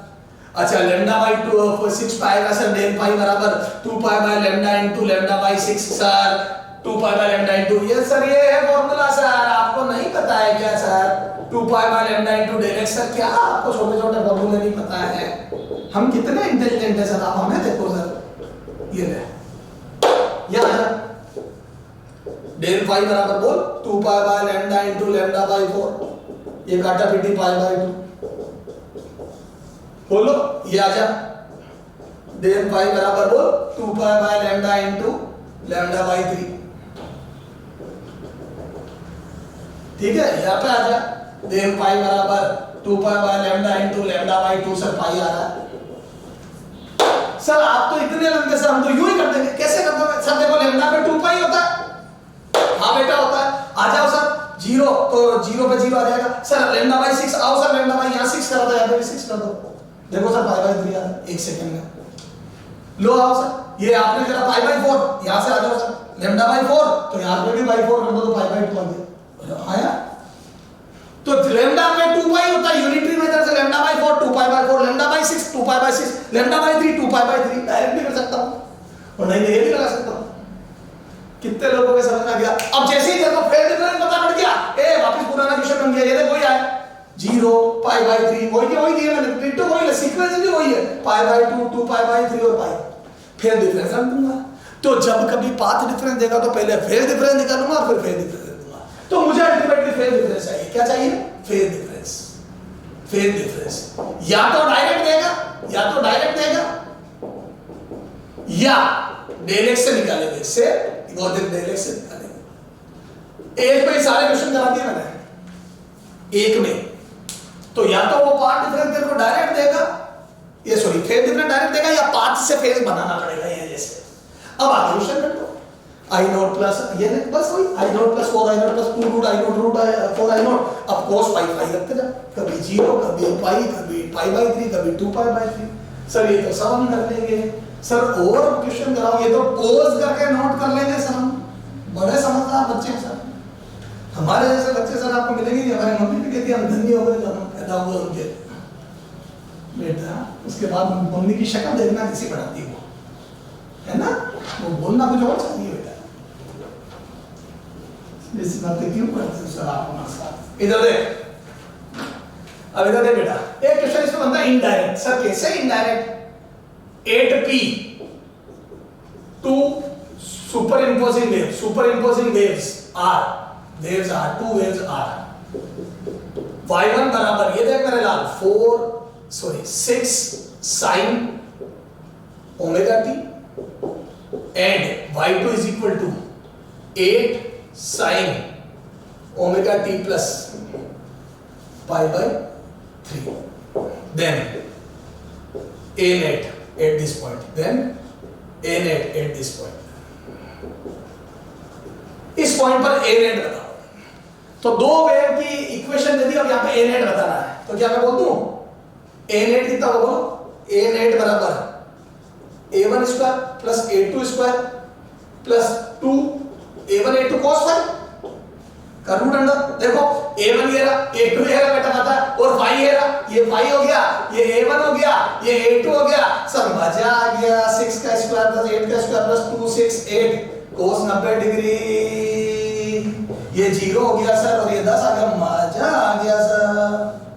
यहाँ पे सॉरी cos 60 डिग्री है, इससे कम हो जाएगा 60, ये 1/2 और 1/2 होते 2 का 48 48 सो 148 का। चल 5/2 कर देना है, 5/2 कर देना, मजा आएगा हमारे 90 10 आ गया। अब यहाँ पे 5/3 भी कर सकता था, तो 5/3 कर देना भैया 60 cos 60 1/2 2 से 2 कट के 148 का रूट आ जाएगा। अरे बोलो सर कर देंगे। इसमें तो और अच्छा है सर, a1 a2 और 5 सब यही दिख गए सर। और देख इस क्वेश्चन ऐसे पूछ सकता है, a1 दो वेव का ratio of amplitude of two wave are 1:4। Then sir ऐसा आपने करा दिया बेटा, सुन तो ले। Then I maximum is to I minimum after interference। Interference के बाद जो मैक्सिमम और मिनिमम इंटेंसिटी आएगी मीडियम में, वो बतानी है। अब देख दो वेव मिल रही है जिनकी एम्पलीट्यूड 1:4 रेशियो में है ना, a1:a2 r 1:4 है। तो देखो इस बार I1:I2 नहीं, मैंने पहले देखो I1:I2 बताया था, वो थी इंडिविजुअल वेव की इंटेंसिटी जो थी 1:16। अभी ये नहीं पूछ रहा हूं मैं, अभी पूछ रहा हूं I मैक्सिमम। अब बता मैक्सिमम कब होगी? At constructive, I maximum at constructive interference और I minimum at destructive interference. और वो होती कितनी है? Is equal to √I1 plus √I2 का स्क्वायर, है ना। और ये होती है √I1 माइनस √I2 का स्क्वायर। पर मैं ऐसे नहीं करूंगा तो सर, अरे होती है तो राइट, पर ऐसे नहीं करूंगा तो सर मैं सीधा बोल दूं पहले a मैक्सिमम निकाल लेता हूं। ए जहां कंस्ट्रक्टिव, क्योंकि एम्पलीट्यूड पता है ना, तो 1/4 तो a मैक्सिमम इसको a1:a2 को मैं मान लूं क्या a और 4 है। अरे एज्यूम a और 4 है, तो यहां से आ जाएगा 4a प्लस a, और a मिनिमम कितना आ जाएगा बोल? 4a माइनस a, ये आ जाएगा 5a और ये आ जाएगा 3a, ये आ जाएगा बेटा। अब देख I मैक्सिमम और I मिनिमम, ये आ जाएगा k a मैक्सिमम का स्क्वायर। अरे मैंने देख क्या करा, a मिनिमम का स्क्वायर। मैंने कुछ नहीं करा बेटा, इस बार I मैक्सिमम I मिनिमम मैं एम्पलीट्यूड से निकाल रहा हूं। जिस जगह दो वेव जुड़ रही है वहां पहले एम्पलीट्यूड का मैक्सिमम निकाल लूं, क्योंकि एम्पलीट्यूड सीधे ऐड हो जाते हैं। तो a मैक्सिमम आ जाएगा a1 + a2, अरे a1 + a2, और a मिनिमम आ जाएगा a1 - a2। तो a1 + a2 बराबर 5 आ गया, a1 - a2 बराबर 3 आ गया। यहां k से k कट गया, 5a का स्क्वायर अपॉन 3a का स्क्वायर, ये आ गया मेरे लाल 25/9। तो अगर मेरे को दो वेव का एम्पलीट्यूड दे देगा तो मैं एम्पलीट्यूड से पहले एम्पलीट्यूड का मैक्सिमम मिनिमम निकाल लूंगा। I मैक्सिमम निकालना है, एम्पलीट्यूड मैक्सिमम कितना था मिनिमम कितना था वो निकाल लो, ऐड कर दो। कर लोगे क्या? तो मैक्सिमम और मिनिमम एम्पलीट्यूड ऐड करके कर देना। तो सर ये तो बहुत बढ़िया मामला। अगर आप हमारे को एम्पलीट्यूड के रेशियो दोगे तो भी हम कर देंगे। तो सर ये सारी बातें तो हमारे को समझ में आ गई। इसके बाद बात करेंगे सर अपन अगले टर्न पर, बिल्कुल 5 मिनट के ब्रेक के बाद। हाँ, condition for good interference pattern. देखो अभी इंटरफेरेंस अपन ने पढ़ा, अब मेरे को स्क्रीन पे अच्छा इंटरफेरेंस चाहिए। देखो इधर देखे, जैसे मान लो मैंने 1 के 2 बना लिए, कोहेरेंट कर दिए, सब कर दिया ना, तेरे को जो चाहिए वो सब कर दिया। यंग करेगा भी है ना, ये S1 S2 1 के 2 बना दिए सब। अब मेरे को क्या है एक्चुअल में ऑब्जर्वेशन करना है। हम फिजिक्स में हर चीज का ऑब्जर्वेशन करते हैं, तो जब मैं ऑब्जर्वेशन करूंगा तो यहाँ पे पार्ट डिफरेंस 0 मिलेगा। ये YDSC बताओ मेरे को, यंग डबल स्लिट, तो यहाँ पे 0 मिलेगा। तो यहाँ याद है जहाँ पे पार्ट डिफरेंस 0 का कंस्ट्रक्टेड इंटरवल होगा मैक्सिमा, और दोनों intensity I not I not.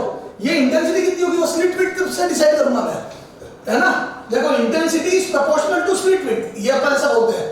अब देखो हमने सर्कुलर होल नहीं मान के यहाँ स्लिट मानी है, लीनियर स्लिट, तो स्लिट विड्थ जितने विड्थ ज्यादा होगी उतना रेक्टेंगल का एरिया बढ़ेगा, और एरिया बढ़ेगा तो इंटेंसिटी बढ़ेगी, है ना। तो ये देखो, तो ये यहाँ पे अब दोनों वेव यहाँ मिल रही है। अब सुनना, तो मैं बोलता हूँ यहाँ पे कंस्ट्रक्टिव इंटरफेरेंस हुआ, ये मैक्सिमा आया, तो ये इंटेंसिटी 4 I नॉट आ जाएगी। अगर I नॉट है तो बेटा I not same intensity 4 I not अभी दिखाया था मैंने। ये फिर देख, ये 4 I नॉट, तो जितने भी मैक्सिमा बनेंगे वहां 4 I नॉट होगी और मिनिमा पे 0। अब ये बात बहुत काम की मेरे, मिनिमा पे 0, देखिए मिनिमा पे 0, ये बात बहुत काम की है। तो जहां डिस्ट्रक्टिव इंटरवल होगा वहां 0, जहां कंस्ट्रक्टिव इंटरवल होगा वहां ब्राइट। तो डार्क ब्राइट डार्क ब्राइट, तो ये डार्क पे 4 I नॉट मिलेगी, सॉरी ब्राइट पे 4 I नॉट मिलेगी, डार्क पे 0 मिलेगी।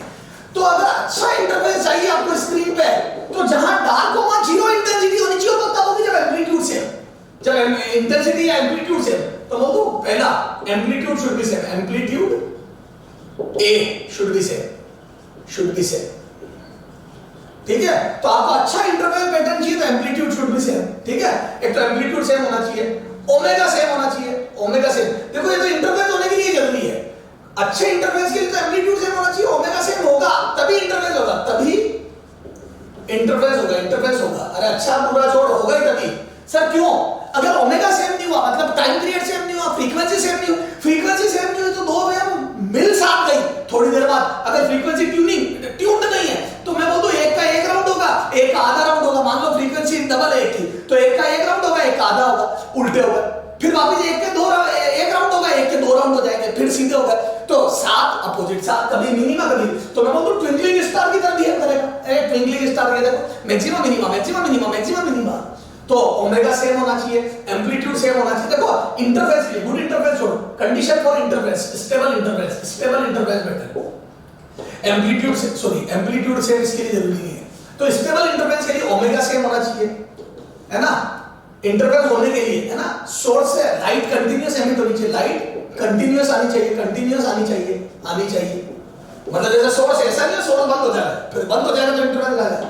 लाइट कंटीन्यूअस आनी चाहिए, ओमेगा सेम होना चाहिए, सोर्स कोहेरेंट होने चाहिए, वो ओमेगा में आ गया, ठीक है। अच्छा गुड इंटरफेस के लिए, गुड के लिए यहां एम्पलीट्यूड सेम होना, गुड के लिए ए पहला एम्पलीट्यूड सेम। यहां जरूरी नहीं है, यहां एम्पलीट्यूड में भी इक्वल में भी अनइक्वल होगा तो इंटेंसिटी जहां मिनिमम वहां 0 नहीं आएगी, पर आएगी कहीं ज्यादा कहीं कम, इंटरफेस तो होगा। Amplitude should be same, amplitude same, ए है ना, ए। Second, source should be monochromatic, source monochromatic होना चाहिए, क्रोमेटिक। सर ये क्या होता है मोनोक्रोमेटिक? सिंगल लैम्डा, एक ही वेवलेंथ होनी चाहिए, क्योंकि जहां कंस्ट्रक्टिव होता है लैम्डा का मल्टीपल ही तो देखते हैं, पार्ट में लैम्डा 2 लैम्डा 3 लैम्डा। अगर 2 लैम्डा होंगे तो जैसे ब्लू और रेड, तो कहीं पे रेड का कंस्ट्रक्टिव होगा, ब्लू का नहीं होगा, कहीं ब्लू का होगा रेड का नहीं होगा, कहीं दोनों क्या होंगे, तो बड़ी लंबी रामायण हो जाएगी। अपन पढ़ेंगे डाइक्रोमेटिक लाइट, ठीक है। तो देखो इंटरफेरेंस होने और अच्छा इंटरफेरेंस होना दो अलग अलग बातें। इंटरफेरेंस होने के लिए तो ओमेगा सेम होना चाहिए, सोर्स कोहेरेंट होने चाहिए और लाइट कंटीन्यूअस आनी चाहिए। और अच्छा इंटरफेरेंस होने के लिए एम्पलीट्यूड भी सेम होना चाहिए और सोर्स मोनोक्रोमेटिक होना चाहिए, सिंगल लैम्डा एमिट करना चाहिए। तो सोर्स मोनोक्रोमेटिक होना चाहिए, सिंगल लैम्डा एमिट करना चाहिए, है ना, और एम्पलीट्यूड सेम होना चाहिए। अब अपन देखते हैं यंग डबल स्लिट एक्सपेरिमेंट, है ना। एम्पलीट्यूड सेम होने से मिनिमा पे 0 इंटेंसिटी मिल जाती है। देखो young double slit experiment, YDAC। देखो YDAC में क्या होता है बेटा, ये जैसे अब ये होल और स्लिट में बहुत कंफ्यूजन रहता है ना, और कहीं एनसीईआरटी वगैरह में क्लियर नहीं लिखा है ना। वैसे अपन यंग डबल स्लिट एक्सपेरिमेंट बोलते हैं, तो मैं तो स्लिट को सपोर्ट करूंगा बेटा, लेकिन कहीं पिन होल भी लिखा हुआ है, खैर कोई बात नहीं, अभी देखते हैं। सर वो पिन होल का या पिन स्लिट का क्या मतलब, बहुत छोटी स्लिट का क्या मतलब है? देखो लाइट का लैम्डा बहुत कम होता है, क्या होता है, लाइट का लैम्डा बहुत कम होता है। और मैं आपको आगे समझाऊंगा इंटरफेस होने के लिए मतलब पहले डिफरेंशियल होना जरूरी है। तो जैसे लाइट गिरती है यहां डिफ्रैक्शन होता है, और डिफ्रैक्शन के लिए for diffraction slit width, slit की साइज लैम्डा के कंपेरेबल होनी चाहिए, कंपेरेबल। और लाइट का लैम्डा एंगस्ट्रॉम में होता है, तो मेरे को जो स्लिट विड्थ है वो एंगस्ट्रॉम के टर्म्स में चाहिए, मतलब माइक्रोमीटर में चाहिए, समझ लो माइक्रोमीटर में होता है लाइट का, विजिबल लाइट का लैम्डा। तो मेरे को स्लिट की साइज बहुत छोटी चाहिए, इसलिए अपन कोई बड़े बड़े होल नहीं करते, बहुत पिन होल, बहुत अल्पिन से छेद कर देते हैं। अच्छा मैं लीनियर स्लिट भी बनाऊंगा तो रेजर वाली स्लिट, रेजर से काटूंगा उसको, मतलब इतनी छोटी कि नेट डाइस से तो नजर ही नहीं आए। तो ये यहाँ पे अब सुनना, अभी राइट, अब अपन यहाँ पे तो 1 के 2 बना लिए, याद है राइट, मैंने बोला था 1 के 2 बना लिए। अब देखो ये यहाँ पे दोनों वेव मिलेगी, तो यहाँ पे बनेगी ब्राइट कंस्ट्रक्टिव इंटरफेरेंस, फिर वापस थोड़ी दूर जाऊंगा तो यहाँ पार्ट डिफरेंस यहाँ 0 होगा, है ना, ब्राइट फ्रिंज, यहाँ पे लैम्डा होगा, फिर ब्राइट, फिर यहाँ 2 लैम्डा होगा, ठीक है, फिर से ब्राइट, है ना, यहाँ बीच में होगा λ/2 डार्क, यहाँ होगा 3 λ/2 डार्क, है ना, तो यहाँ हो जाएगा डार्क, यहाँ डार्क। तो देखो ब्राइट, फिर लैम्डा पे ब्राइट, फिर 2 लैम्डा पे ब्राइट, फिर 3 लैम्डा पे ब्राइट, ऐसे bright bright bright dark dark dark. अब सुनना, सेपरेशन बिटवीन 2 सक्सेसिव ब्राइट, ये 2 successive bright, this is called fringe width. क्या बोलते हैं इसको? Fringe width, fringe width. Separation between 2 successive bright, 2 successive bright, this is fringe width, ठीक है, ये फ्रिंज विड्थ। अच्छा 2 डार्क के बीच का भी ले लो, सक्सेसिव ब्राइट और डार्क, सक्सेसिव ब्राइट और डार्क, कोई भी है ना, चाहे ब्राइट लो चाहे डार्क, ये। अच्छा इसका डेरिवेशन नहीं करूंगा मैं, इसको सोल्व करने का आता है λ/d, where d, where capital D is separation between slit and screen, ये स्क्रीन है ना, separation between slit and screen, और small d is separation between slit, ये। तो स्मॉल डी होता है सेपरेशन बिटवीन स्लिट, ये स्टैंडर्ड नोटेशन है, सेपरेशन बिटवीन स्लिट्स, और ये separation between screen and slit. तो स्क्रीन और स्लिट के बीच का सेपरेशन तो हो गया ये स्मॉल डी, और ये सेपरेशन बिटवीन कैपिटल डी, और ये सेपरेशन बिटवीन स्लिट हो गया स्मॉल डी, ठीक है, ये λ/d। क्या मैं बोल दूं fringe width depend beta is proportional to lambda.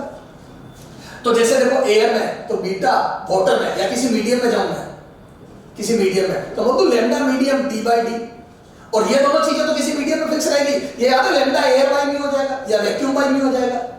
तो क्या मैं बोल दूं यहां से किसी मीडियम में उस मीडियम का लैम्डा लिखना पड़ेगा, और किसी मीडियम में लैम्डा आ जाएगा लैम्डा एयर या वैक्यूम बाय म्यू। अरे वो एयर का अपना वैक्यूम मान रहा है, और ये हो जाएगा ये, तो यहां से लिख दूं बीटा एयर बाय म्यू। तो ये very important relation, beta in any medium is beta air by mu. इसमें खूब क्वेश्चन आते हैं बेटा, ध्यान रखना। तो पूरे YDAC सेटअप को अगर मैं एयर से किसी मीडियम में ले जाऊं तो वेवलेंथ चेंज हो जाएगी, किसी मीडियम में जाने पर लाइट की वेवलेंथ और वेवलेंथ चेंज होने से फ्रिंज विड्थ चेंज हो जाएगी। क्या मैं बोल दूं जैसे जैसे भारी मीडियम में जाएगी म्यू बढ़ेगा, और म्यू बढ़ेगा तो फ्रिंज विड्थ घटेगी। तो जैसे जैसे किसी मीडियम में जाओगे लैम्डा बढ़ेगा तो फ्रिंज विड्थ घटेगी, फ्रिंजेस करीब आ जाएगी, फ्रिंजेस बहुत पास आ जाएगी, लेकिन फ्रिंजेस बहुत ज्यादा पास भी नहीं आनी चाहिए, क्योंकि हमारी आंख पर अगर 1/60 डिग्री से कम का एंगल बनेगा तो फ्रिंज ओवरलैप नजर आएगी, मतलब मुझे इंटरफेरेंस नजर ही नहीं आएगा, सारी ब्राइट एक जगह दिखने लग जाएगी, मतलब सेपरेशन खत्म हो जाएगा। तो 1/60 1 मिनट से बड़ा एंगल रहना चाहिए।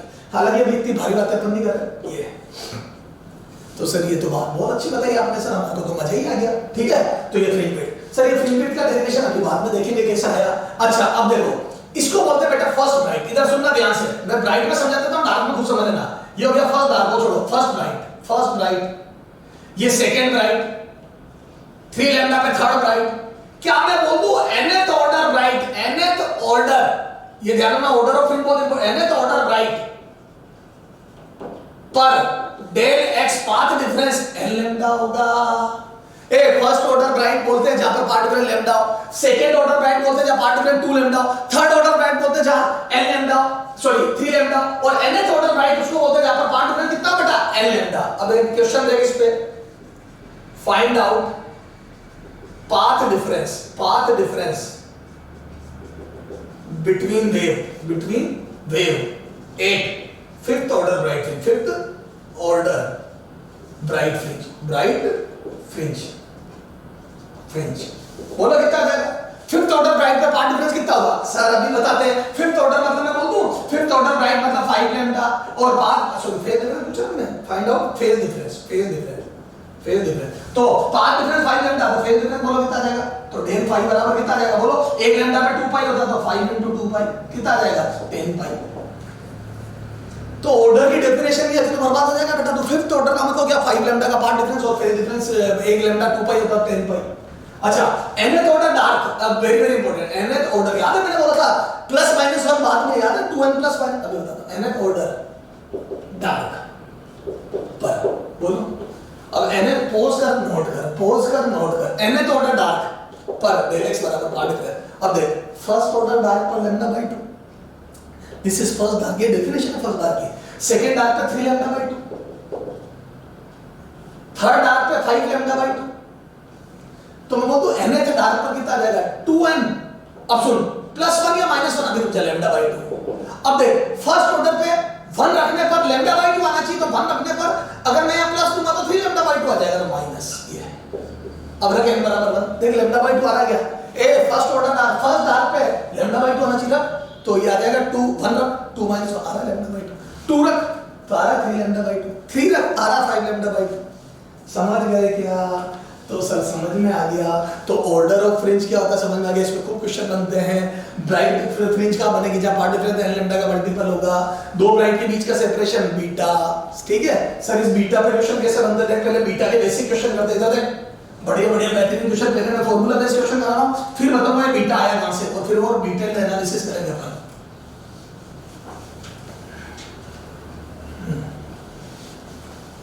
है ना। If in YDAC, if fringe width in air is 4 mm, then beta in water is equal to what? है ना, mu water बराबर 4/3, ठीक है। Example 2, lambda is equal to 5000 angstrom in YDAC, lambda बराबर 5000 angstrom, स्मॉल d बराबर है 2d, lambda d। अच्छा capital D बराबर 2 मीटर और स्मॉल d बराबर 1 माइक्रोमीटर, ठीक है।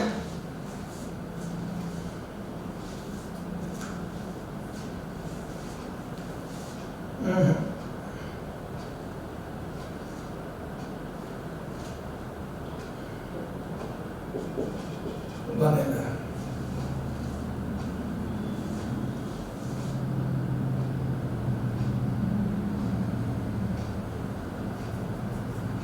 ठीक है।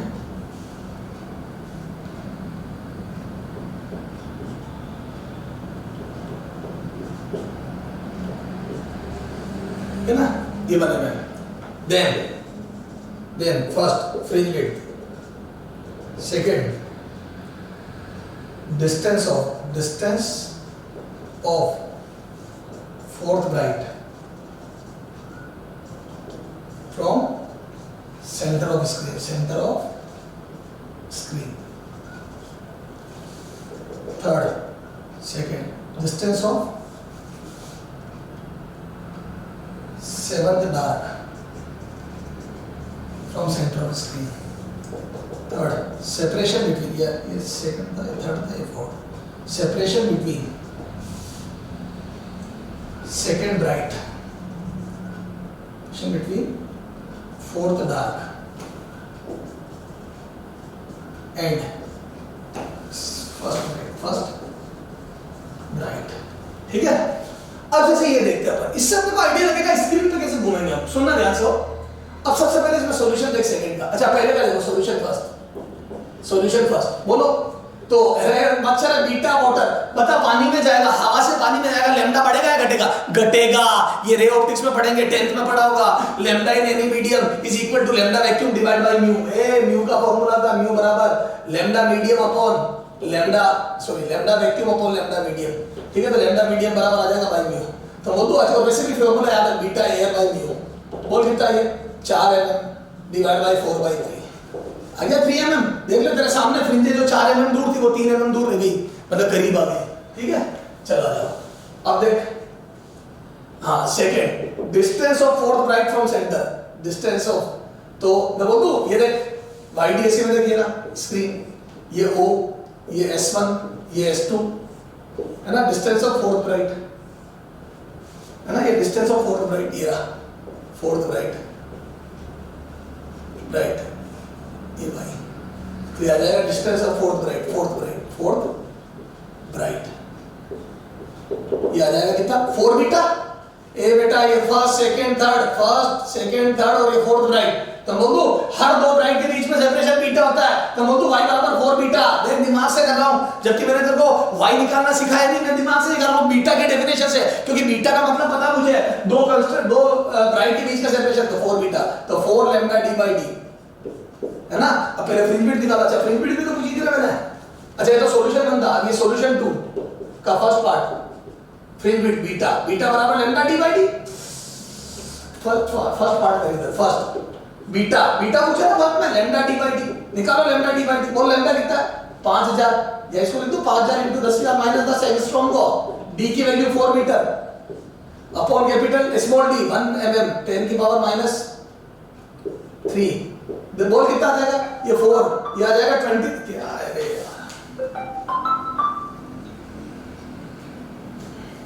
ये आ जाएगा कितना 20,000 × 10⁻⁷, ये आ जाएगा 2 × 10⁻³ 2 mm। तो मेरा तो आ रहा फ्रिंज बिट 2 mm, मतलब हर दो ब्राइट के बीच का सेपरेशन 2 mm है, ये 2 mm। तो बोलो कितना आ जाएगा ये फोर्थ ब्राइट, तो y fourth bright fourth is equal to आ जाएगा 4 × 2 mm 4 बीटा, और ये आ जाएगा 4 × 2 8 mm,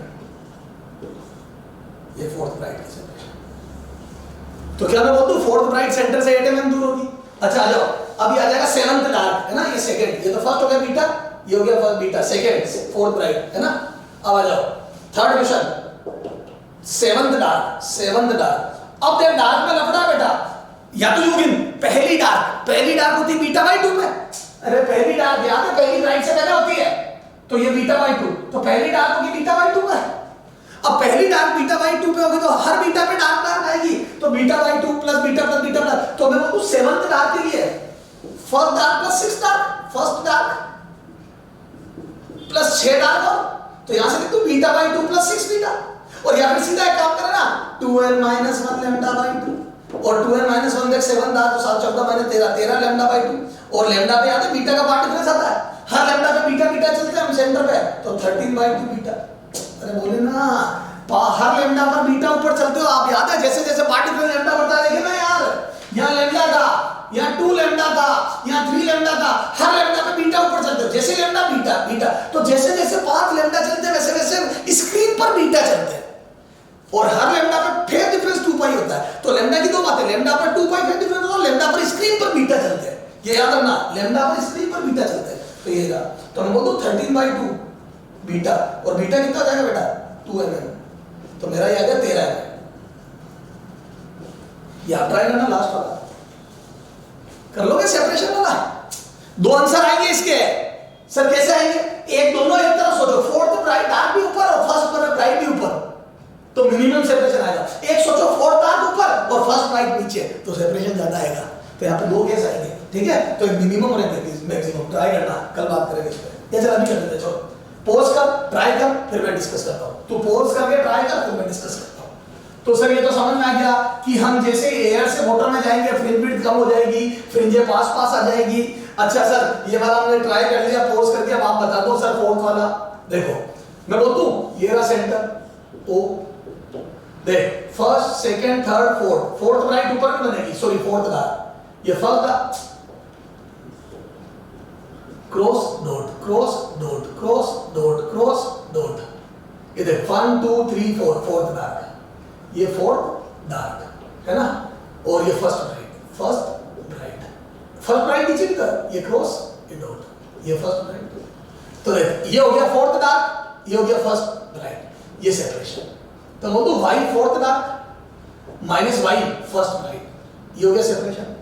दोनों एक तरफ लो तो ये फोर्थ डार्क ये, और फोर्थ डार्क कितना हो जाएगा 2n minus 1 beta by 2 minus first dark beta by beta, है ना, फर्स्ट राइट बीटा, ये बीटा बाई 2, और ये फोर्थ है तो ये आ जाएगा 7 8 minus 1 7 beta by 2 minus beta, ये आ जाएगा 5 बीटा बाई 2।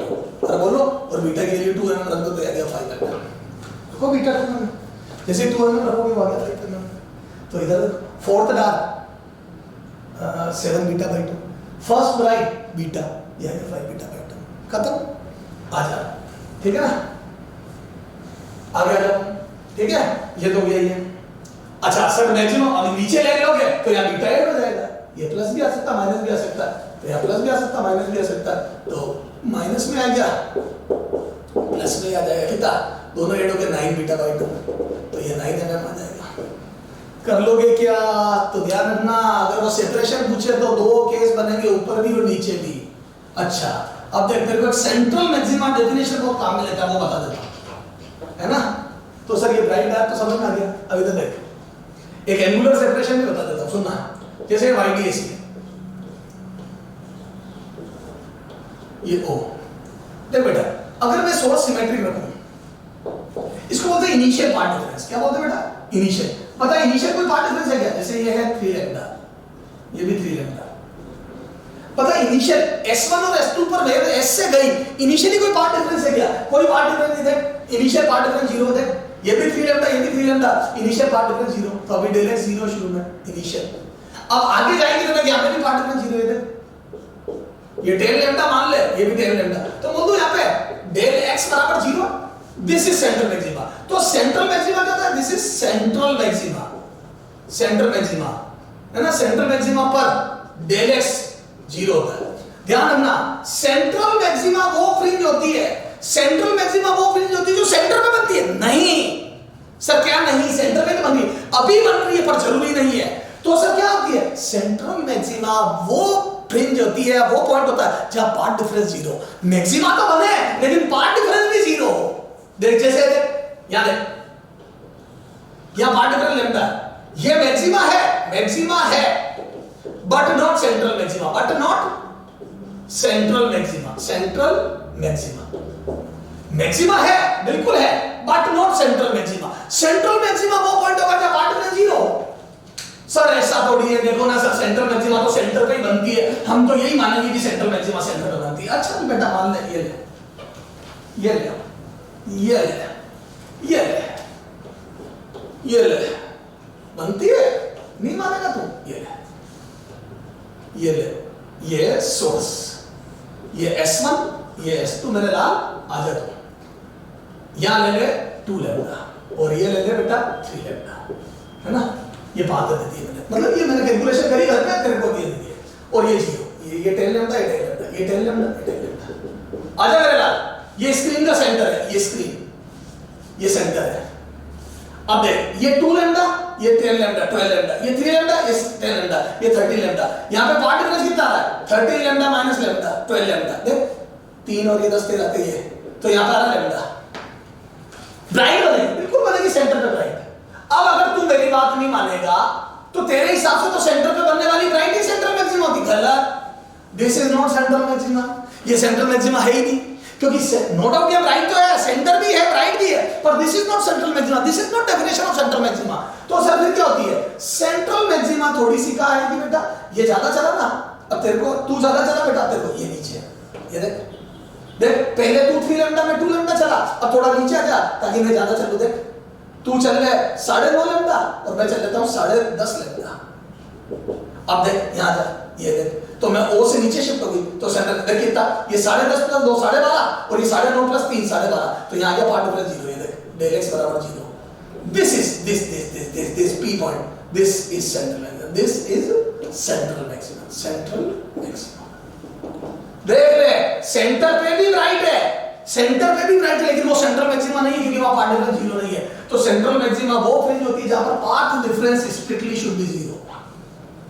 तो सेंट्रल मैक्सिमा की डेफिनेशन समझ में आ गई मेरे लाल, जहां पाथ डिफरेंस कितना हो 0। तो सर ये समझ में आ गया ऑर्डर। अब ये देखते हैं angular separation, angular fringe width, angular separation, दोनों बता देता हूं। देख क्या होता है। देख बेटा क्या होता है, ये सोर्स, ये 1 के 2, ये सेंटर O, ना ये सेंटर मैक्सिमम है, सेंटर O, ये S, ये S1, ये S2। देख बेटा थोड़ा बड़ा डायग्राम बना रहा हूं, ये क्रॉस है ना λ/2 डार्क, ये डॉट लैम्डा ब्राइट। देख बेटा अच्छा याद है ये फ्रिंज विड्थ थी, ये 0 ब्राइट, याद है ये फ्रिंज विड्थ थी और बायोलॉजी, ये ब्राइट डार्क में हटा रहा हूं, डॉट क्रॉस से समझ जाना बेटा, ये याद है फ्रिंज विड्थ थी। तो फ्रिंज विड्थ क्या है, लीनियर सेपरेशन, क्या है, linear separation between two successive bright, linear separation between two successive bright. अब आ जा, ये देख, ये मैं बोल दूं इधर देखना हो, ये ब्राइट और ये ब्राइट, ये एंगुलर फ्रिंज विड्थ है, क्या ये एंगुलर फ्रिंज विड्थ। तो मैं बोलता हूं एंगुलर फ्रिंज विड्थ क्या होती है बेटा, angular fringe width separation between angular separation, angular separation between two successive bright, अरे ब्राइट और डार्क।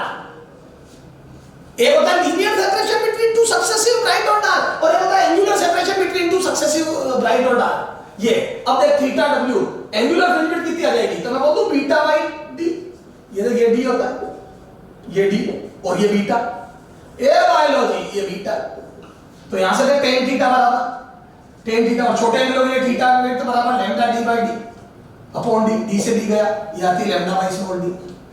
अरे बोले ना यार lambda D by D upon D, याद है, वेरी इंपॉर्टेंट बेटा। तो फ्रिंज विड्थ बीटा होती है लैम्डा डी बाई डी और एंगुलर फ्रिंज विड्थ होती है लैम्डा बाई डी। क्या मैं बोल दूं एंगल और लीनियर में रिलेशन कैपिटल डी का डिवाइड करने से आ जाता है, जो लीनियर सेपरेशन वही r का अपॉन रेडियस ये देख, y कैपिटल डी है थीटा, तो ध्यान रखना बेटा डिफरेंशियल में वो काम आएगा y बाई डी। तो मैं बोल दूं जो लीनियर सेपरेशन है उसमें से कैपिटल डी हटा दो तो एंगुलर सेपरेशन आ जाता है। अरे बोल, चलिए क्वेश्चन का आज का last question, angular separation, minimum angular separation between first bright and second dark, ठीक है, और second if angular fringe width in air, angular fringe width, if angular fringe width in air is 0.8 radian, है ना, और छोटा कर देना please, 0.08 radian, then in water is equal to 4। ठीक है, ये दो क्वेश्चन कल बात करेंगे बेटा, करके लिया ना, गुड बाय, कल मिलेंगे, ठीक है। काम बेटा, पढ़ाई करनी पड़ेगी, जिस स्पीड से हम चल रहे हैं उससे आप भी चलो, बाय।